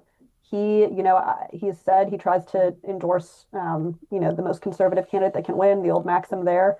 I think it definitely shows the power of his endorsement, particularly in that Toth race, in Montgomery County, in the Woodlands, where there are a lot of people who backed Senator Cruz for president back in the day and who have been, part of his base, that definitely he speaks with a powerful voice there. Now, Gabby, you reported that the Freedom Caucus backed candidates that had a strong showing this primary season. As, Frank just mentioned, Ted Cruz was supporting some of these candidates. What did they do differently from more traditional Republicans? What makes them specifically unique? Yeah, I mean, I think some of it is tactics. A lot of them are sort of very online and connected to that part of the base. A lot of them, too, they sort of, I think one part of it is, not all of them, but some of them, certainly their political career has only been in the Trump era, right? And so there's just sort of a different calculus that Republicans make. It's much more focused on the America First sort of element than maybe traditional business chamber of commerce type interests, right? So I think that's certainly a trend we're seeing in these primaries. And for these Freedom Caucus candidates, they're sort of deliberately positioning themselves to the right, and often on a specific issue. So like with Brandon Herrera, guns was a big one that he attacked Congressman Gonzalez on, and really making it clear that they want to sort of push the House and push the GOP towards the right. Do you think that this trend, reflects a broader shift among Republican voters right here in Texas, or is it just more about turnout and who's showing up? Yeah, I think probably both. I mean, we've certainly seen these sort of Republican civil wars in the last several primary cycles in Texas, and the party going to war with itself. That's not unusual, right? In a state that's been under one party control for so long, typically you end up fighting for what that one party stands for and does. But yeah, also, I mean, turnout was pretty high for a primary, right? But still, a majority of voters are not turning out. And so, if everyone voted, who knows? But with a primary, especially one so early in Texas, it's an early March where you're getting the most committed voters out. Oftentimes that is going to be, those people who feel really strongly about politics and oftentimes are more extreme. Do you know, just offhand, what really are the tenets of the Freedom Caucus? I know we mentioned immigration. Are they looking for specific? What are they looking for specifically? I think the big thing that they've always been known for is spending, sort of just automatic opposition often to spending packages that package different bills together, what's called an omnibus, right? Or a continuing resolution that continues to fund the government at its current level. The Freedom Caucus has almost uniformly opposed that. They advocate for pretty harsh cuts on immigration. A lot of them are more absolutist. Congressman Roy, for example, from Central Texas, he's advocated for like a complete pause on all legal immigration. And I think, that's a stance that you might find more frequently in the Freedom Caucus than elsewhere. So in most things, they tend to just take a more hardline extreme position, and they're willing to go against GOP leadership to achieve it. So on numerous occasions in the last two Congresses, they've been willing to sort of tank a Republican bill using procedural tactics, tank a rule, what have you, to sort of make a point about spending or something else in the Republican, House agenda that they're upset with. And right now, their power is increased because the majority for Republicans is so narrow. However, I will say, on issues like the Big Beautiful Bill or things like that, they did ultimately, the Freedom Caucus members did ultimately vote for it. So it only extends so far, and they are willing to fold and do fold often. But I think just on most issues, you see them kind of just taking a hard line, it's my way or the highway stance, at least in the beginning of negotiations often. Which is very interesting, right? Because then I'm curious how that affects dynamics, within the Republican Party in Congress and how that all works if they're clashing with, GOP leadership. Yeah, I mean, certainly the Freedom Caucus has been a thorn in leadership's side. I think it definitely sets off some alarm bells when a candidate is running for, more establishment folks in Washington, and they're talking about, I want to join the Freedom Caucus, right? I mean, I don't think that's the favorite thing for GOP leadership to hear. And I think oftentimes Freedom Caucus members might feel more loyalty to the Freedom Caucus than they do to their state delegation, for example. And that's a big deal in Texas, where Texas has more Republicans than any other state. So if they're unified, they can make, they can speak with a loud voice in making requests of leadership. But when they're not unified, they can't, right? And because the Texas delegation has Republicans from across, they call it the five families, the five different sort of ideological caucuses across the conference, across the Republican conference, it sometimes it means that, the voice of Texas Republicans can be diluted, and there's sort of less that they have in common that they might have in decades past. Well, I think you're right when you say the word unified, because you see more and more stories about the far right becoming more displaced from the sort of centrist Republican. And it's like people like Ted Cruz saying, I'm going to get the Republicans, but I got to get the far right Republicans too, especially not only in his next Senate race, but if he wants to advance to the presidency, that he's got to get all the Republicans to vote for him. Am I right on that? Yeah, I think certainly in a Republican primary, right, the voice of the far right, the hardliners, matters more because, like I mentioned, turnout is lower. It's those more engaged voters who vote and then who determine whether you can move forward. And that's always been the needle, right, to thread. Can you win both a primary and a general? I also think, a lot of younger Republicans who have come up in the Trump era, their understanding of what makes someone a Republican very different than someone, right, who came up through the Chamber of Commerce, the pro-business conservatism of years past, right? And so, yeah, I do think politicians are uniquely attuned to how do I win that sort of hard right base, because they do speak with a relatively loud voice in a primary. Right. And so when we're looking at this, and you touched a little bit on this, but when we look at this, Texas's influence in the national stage, in the national politics, how significant is it if this shift continues to happen? Yeah, well, I mean, we already have, right, 2 incumbents who have been ousted just in the primaries. We have another, there's 6 Republicans who have retired, leaving their seats open. And so that just means there's more and more new people coming in who don't have experience, who haven't accrued seniority. They're not going to get, right, plum positions on committees. They're not going to get leadership roles. And so just the newer the delegation is, that means the more time it's going to take to build back some of that clout that Texas used to have, particularly in the Bush era, but also the first 2 years of Trump's first term.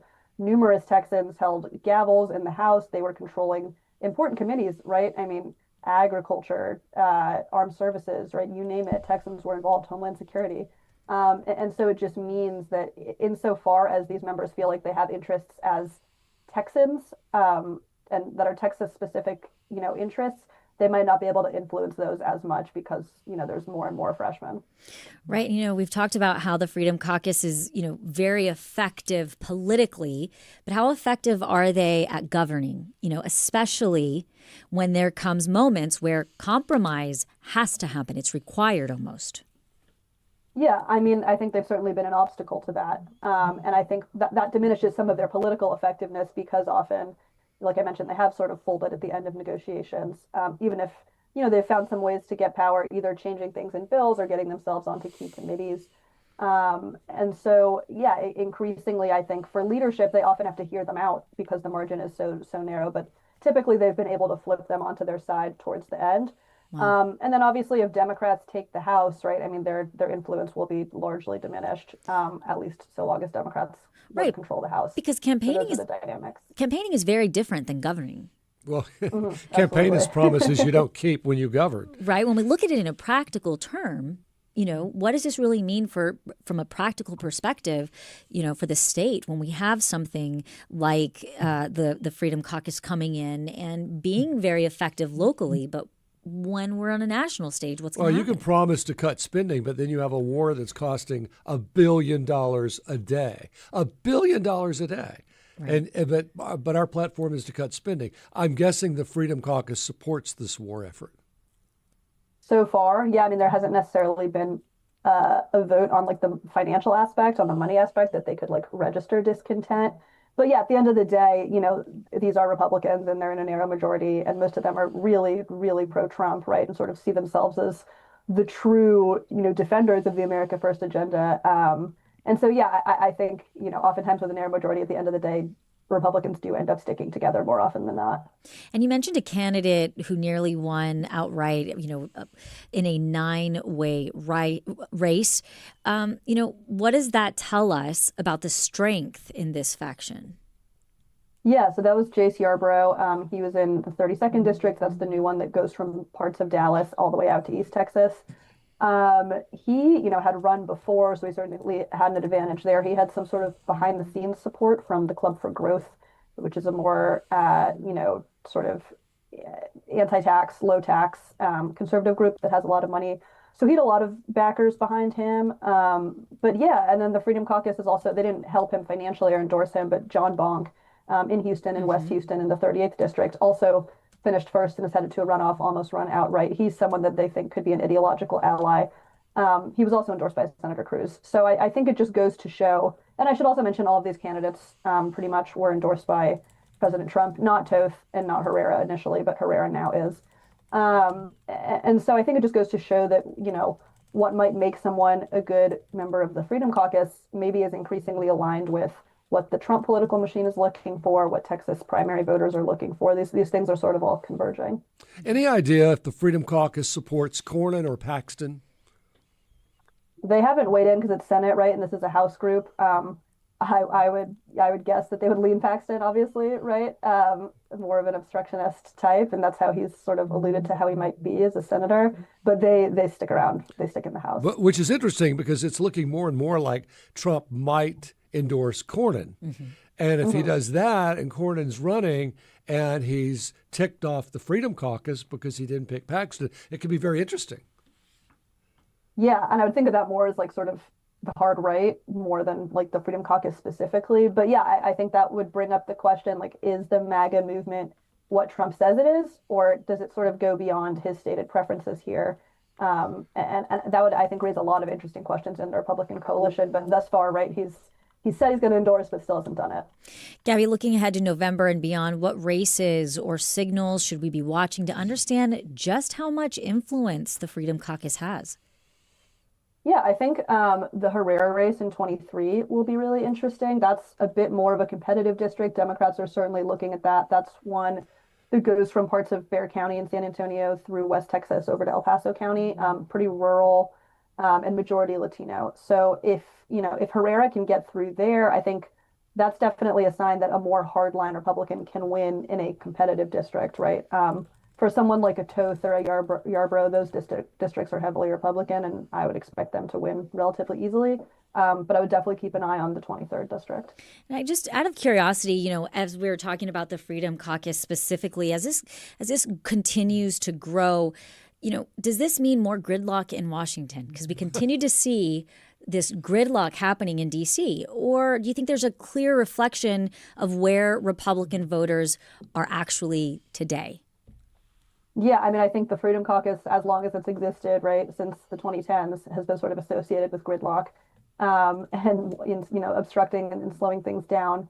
And as the Republican Party, I think gets, as those caucus factions take further root, that could lead to further divide.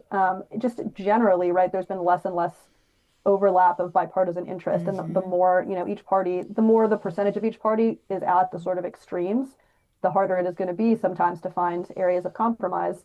Although occasionally there will be votes where, it'll be most Democrats vote for something and some Freedom Caucus members. And oftentimes that's the Freedom Caucus sort of taking a stand against leadership more than expressing a left-wing opinion or anything, often about spending, right? Voting against a Republican spending bill. But occasionally there are sort of weird bedfellows and weird areas for compromise. But yeah, as both parties as polarization increases, it's going to be harder to find things that can pass in a bipartisan manner. Journalist. Well, thanks for your reporting. It was a good article. Yeah, journalist Gabby Birenbaum. Thanks for having me. Thanks for joining us. And coming up, Brandon Rottinghaus explores whether it's illegal or not to pick Texas bluebonnets with a new Texperts episode. Frank and I have lots of thoughts on bluebonnets. On bluebonnets? I know a lot about bluebonnets. Stay with us as Hello Houston continues.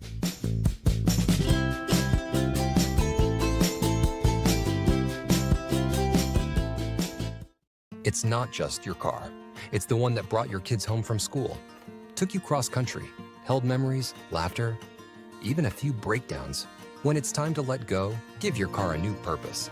Donate it and turn memories into meaningful support for this station. Plus, you'll enjoy free and easy pickup, potential tax benefits, and a simple donation process.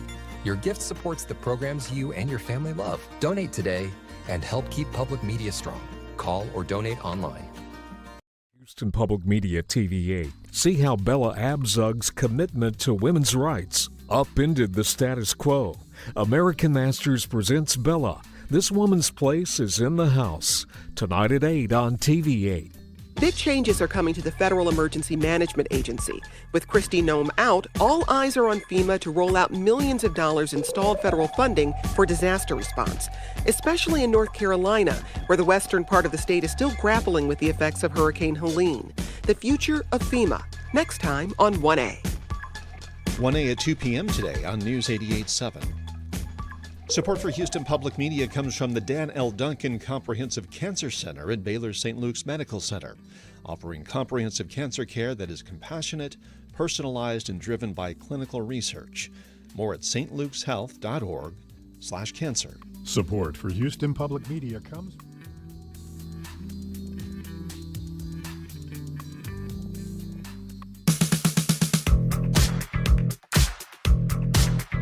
And now back to Hello Houston. To get your comment in on any of today's topics, call or text 713-440-8870 or email us at talk@hellohouston.org. And now here's Celestia Sherman and Frank Billingsley. All right, it's time again for University of Houston political science professor and party politics co-host Brandon Rottinghaus's Texperts series. In this newest episode, he explores Texas state flower, the bluebonnet, and the state laws surrounding them, particularly addressing whether it's illegal to pick them. So, without further ado, here's Texperts.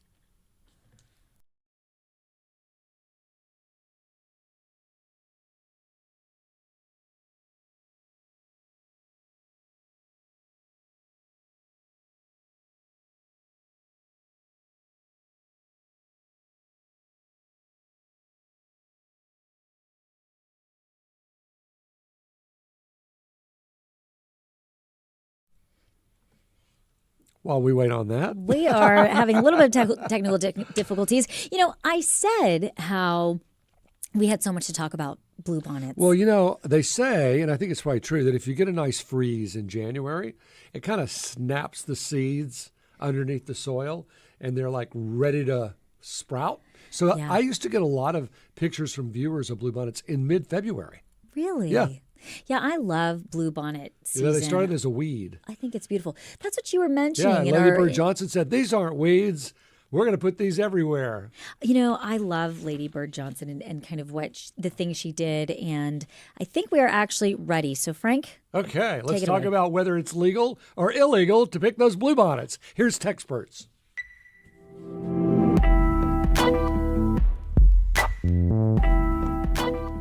Welcome to Texperts, Houston Public Media's short primers on Texas government. I'm Brandon Rottinghaus, a political science professor at the University of Houston.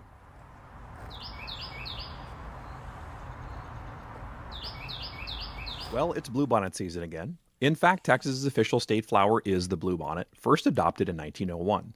Texans have long celebrated wildflower season. In the 1920s, volunteers led by San Antonio civic leader Sally Ward Beretta collected bluebonnet seeds to replant fields and prevent overharvesting.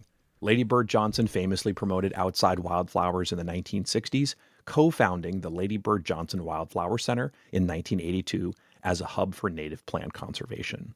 Even with all this love for bluebonnets, a persistent legend has held that it's illegal to pick bluebonnets. It's not. No Texas statute flatly bans picking bluebonnets in a pasture or roadside field. In fact, though, state law once in the 1930s made it unlawful to pick bluebonnets and other wildflowers on enclosed or state-mandated land without permission. However, that old statute was repealed in 1973 when the Texas Penal Code was recodified. The Texas Department of Public Safety and other state agencies have repeatedly clarified this point. They emphasize that while picking a few blooms isn't against the law, people must obey other laws when they do so. For example, bluebonnets that grow on state park grounds or any national or state parks are protected. Removing or destroying any plant in a park is illegal. Likewise, picking bluebonnets on private property without permission can be prosecuted as criminal trespass. And along public highways and right-of-ways, damaging or uprooting flowers can violate Texas laws against harming government property. There's no statewide ban on plucking the state flower, but Texans should always stay off private property without permission, leave park plants in the ground, and follow traffic laws. Bluebonnets are political in Texas, too. Several Texas agencies are involved in protecting and promoting our wildflowers. The Texas Parks and Wildlife Department administers state parks and wildlife management areas where plants are strictly prohibited from being picked. TxDOT's Vegetation Management Division runs a statewide wildflower program. TxDOT staff not only sow over 30,000 pounds of native wildflower seeds across Texas each year, but also delay mowing and use safety strip mowing so blossoms can flourish along roadsides. The legislature has weighed in too. Beyond designating the state's flower, lawmakers have also declared every fourth Saturday in April as Texas Wildflower Day, reflecting the political importance of the bluebonnet's heritage. We talked to an expert about wildflowers and bluebonnets. Andrea DeLongamaya is an expert in wildflowers and bluebonnets at the Lady Bird Johnson Wildflower Center. Andrea, welcome to Texperts. Hi, thanks. Let's start with the myth. Every Texan seems to grow up hearing that it's illegal to pick bluebonnets. It's not, but how do you think that this legend got started?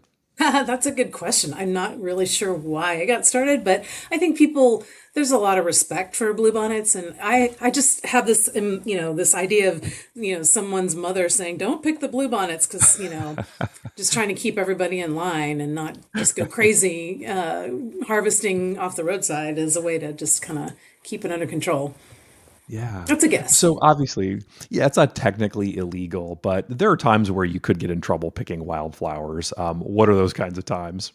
Well, yes, that's definitely true. There's no special protection that bluebonnet, even though it's our state flower, they don't have special protection, but it is true that you could technically get in trouble for damaging public property or something like that.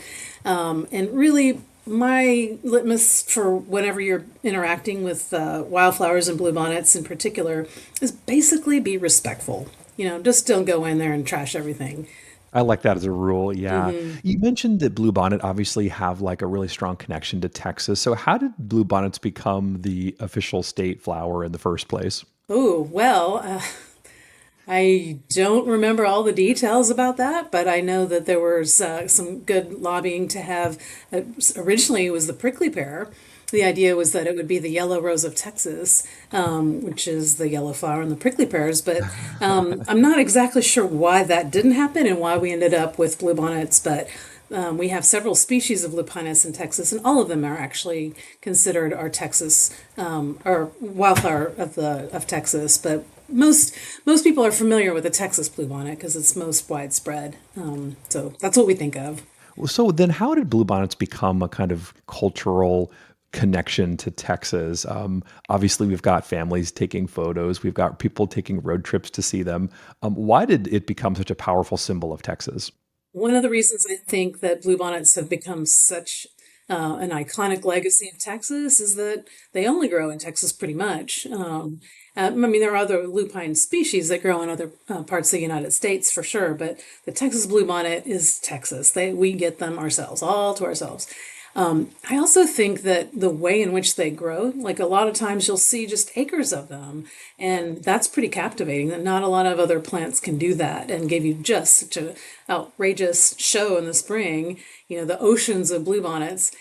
Personally, I don't know if this affects other people as much, but I think blue is such an unusual color also, and I think that's intriguing to folks too. So I think there are lots of reasons. And then, when Mrs. Johnson was in the White House, and she really had her campaign to encourage wildflowers on the roadsides, that certainly had a lot of weight too. Yeah, so I wanted to follow up on that. How big of a role did Lady Bird Johnson play in turning Texas wildflowers into something that Texans celebrate today? I definitely think that was a big piece of it. She was very encouraging for TxDOT to sow wildflowers on the roadsides, and of course they do. And she supported competitions to see who had the best displays, and she would host barbecues at the Texas White House for the employees of TxDOT. And sort of related, her whole campaign against cluttering up the roadsides with the billboards. I think that was also part of just beautifying the roadsides. So that was kind of all part of that package. Yeah. How can the state best continue to protect these beautiful symbols of Texas today? Well, I think one of the things that's tricky, and I understand that there are different reasons why this happens, but we all cringe in the summer when the mowers go through, right? And sometimes they're mowing down things that are in full bloom, and that's unfortunate. So I know that it's probably more complicated than I probably understand, but if that could be reduced, the amount of mowing that happened on the roadsides at different times of the year when the flowers have not set seed fully, I think that would be really helpful. And then I think as individuals, just, appreciating what's out there to the extent possible, trying to minimize the spread of invasive species that can crowd out our native species. You're going to have more diversity and more interesting things to look at if they're not all just swamped with, bastard cabbage or, I don't know, Bermuda grass or something. That's wonderful. Andrea, thank you so much. My pleasure. Thanks for listening to Texperts, and thanks to everybody, cast and crew here at Houston Public Media for making it happen. There you have it. You can pick them, just don't pick all of them. That's right. And we just heard Brandon Rottinghaus, a University of Houston political science professor and co-host of Houston Public Media's Party Politics. He spoke with Andrea DeLong Amaya, a horticulture educator at Lady Bird Johnson Wildflower Center. So, a lot of people don't realize, unless you went to Texas A&M, there are crimson bluebonnets. Really? I did not know that. Well, those folks at A&M can turn anything crimson, right? That is true. They're very good at what they do up there. But yeah, there are crimson bluebonnets, and then you can get lighter and lighter crimson that end up becoming pink bluebonnets. Oh, nice. You can get white bluebonnets. Beautiful. I used to blog about all this stuff. Well, would they be considered white bluebonnets, or they be white bonnets? No, they're white bluebonnets. They're just hybrids of the bluebonnet. But really, I think what's fascinating about this is timing is everything when it comes to bluebonnets, and they oh, absolutely, they don't last long. Season, right? Is it mid-March to April? Well, it used to be, like I said, people would start sending me pictures, especially a little north of Houston, like Conroe and up through there, and they would say, "Oh yeah, I have bluebonnets already in my yard," or "I saw these on the highway," or "These were right there," and that would be as early as mid-February. Yeah, and I've said it multiple times on this show. I really love a Texas spring, and so to see that the bluebonnets out, it just means that spring has sprung. Have you ever gone to Chapel Hill to see the Bluebonnet Festival? Yes. It's fabulous. Yes. This year, it's April 11th and 12th, and it is their 62nd Bluebonnet Festival. So I'm looking back at that. Well, I'm looking back at 62 years ago, and I'm thinking, Lady Bird Johnson, that must have been like the first year that she, because, I mean, that must have been, it must have been, right? Absolutely. Yeah. Yeah, but she really put the advocated for that wildlife and the nature of it, and all nature. Yeah. I mean, she really did. She was a great, almost before her time. Mm-hmm. She was one of those people that really understood the importance of it, and there you have it. She was terrific. We did get quite a few YouTube comments. We'll have to go back and read those another time Yeah, because we're I'm running looking out at the of time. time. I know. But if you are interested in hearing more episodes of Texperts, those are available to listen to on our website. Just go to HoustonPublicMedia.org and search Texperts. And as Frank just mentioned, we've run out of time. Happy St. Patrick's Day. Happy St. Patrick's Day. That brings us to the end of our show. We want to thank you for watching and listening to Hello Houston. We will be back tomorrow with more conversations. We're also going to talk with Houston Controller Chris Hollins about electricity spending. This is News 88.7. Have a great day, Houston. Thanks for listening to Hello Houston. Join us every Monday through Friday from 11 a.m. to 1 p.m. to talk all things Houston. The Hello Houston production team includes Garrett Bowman, William Menjivar, Jen Altide, Todd Holslander, and Jim Kovacic. For the latest in local news, subscribe to the Hello Houston daily newsletter at HoustonPublicMedia.org. Hello Houston is a production of Houston Public Media. The opinions expressed by the guests of this program are solely their own and do not represent the views of management, staff, or underwriters of Houston Public Media. This is News 88.7.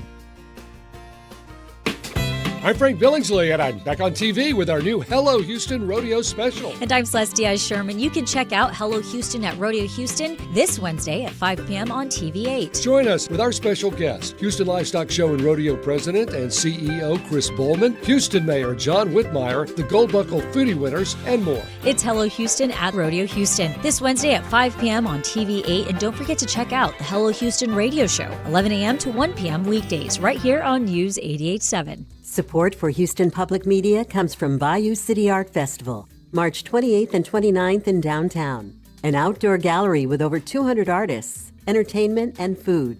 Tickets at BayouCityArtFestival.com. Sunshine the rest of the day, the high around 61, tonight's low 47 with mostly clear skies. It's 52 degrees right now. This is your NPR station, KUHF Houston, News 88.7, a service of the University of Houston. It's 1 o'clock. Funding for Here and Now comes from MathWorks, creator of MATLAB and Simulink software, accelerating the pace of engineering and science. Learn more at mathworks.com. From NPR and WBOR Boston, I'm Scott Tong. And I'm Indira Lakshmanan. It's Here and Now. Coming up, what's the view of the war with Iran from Turkey, one of the few neighboring nations not militarily involved in the conflict? Also, the growing role of artificial intelligence in war. Anyone that's interacted with AI knows that AI can make mistakes. How do we use this technology? And are we making sure that it's making the U.S. military more precise in its operations? And the Roomba, the vacuum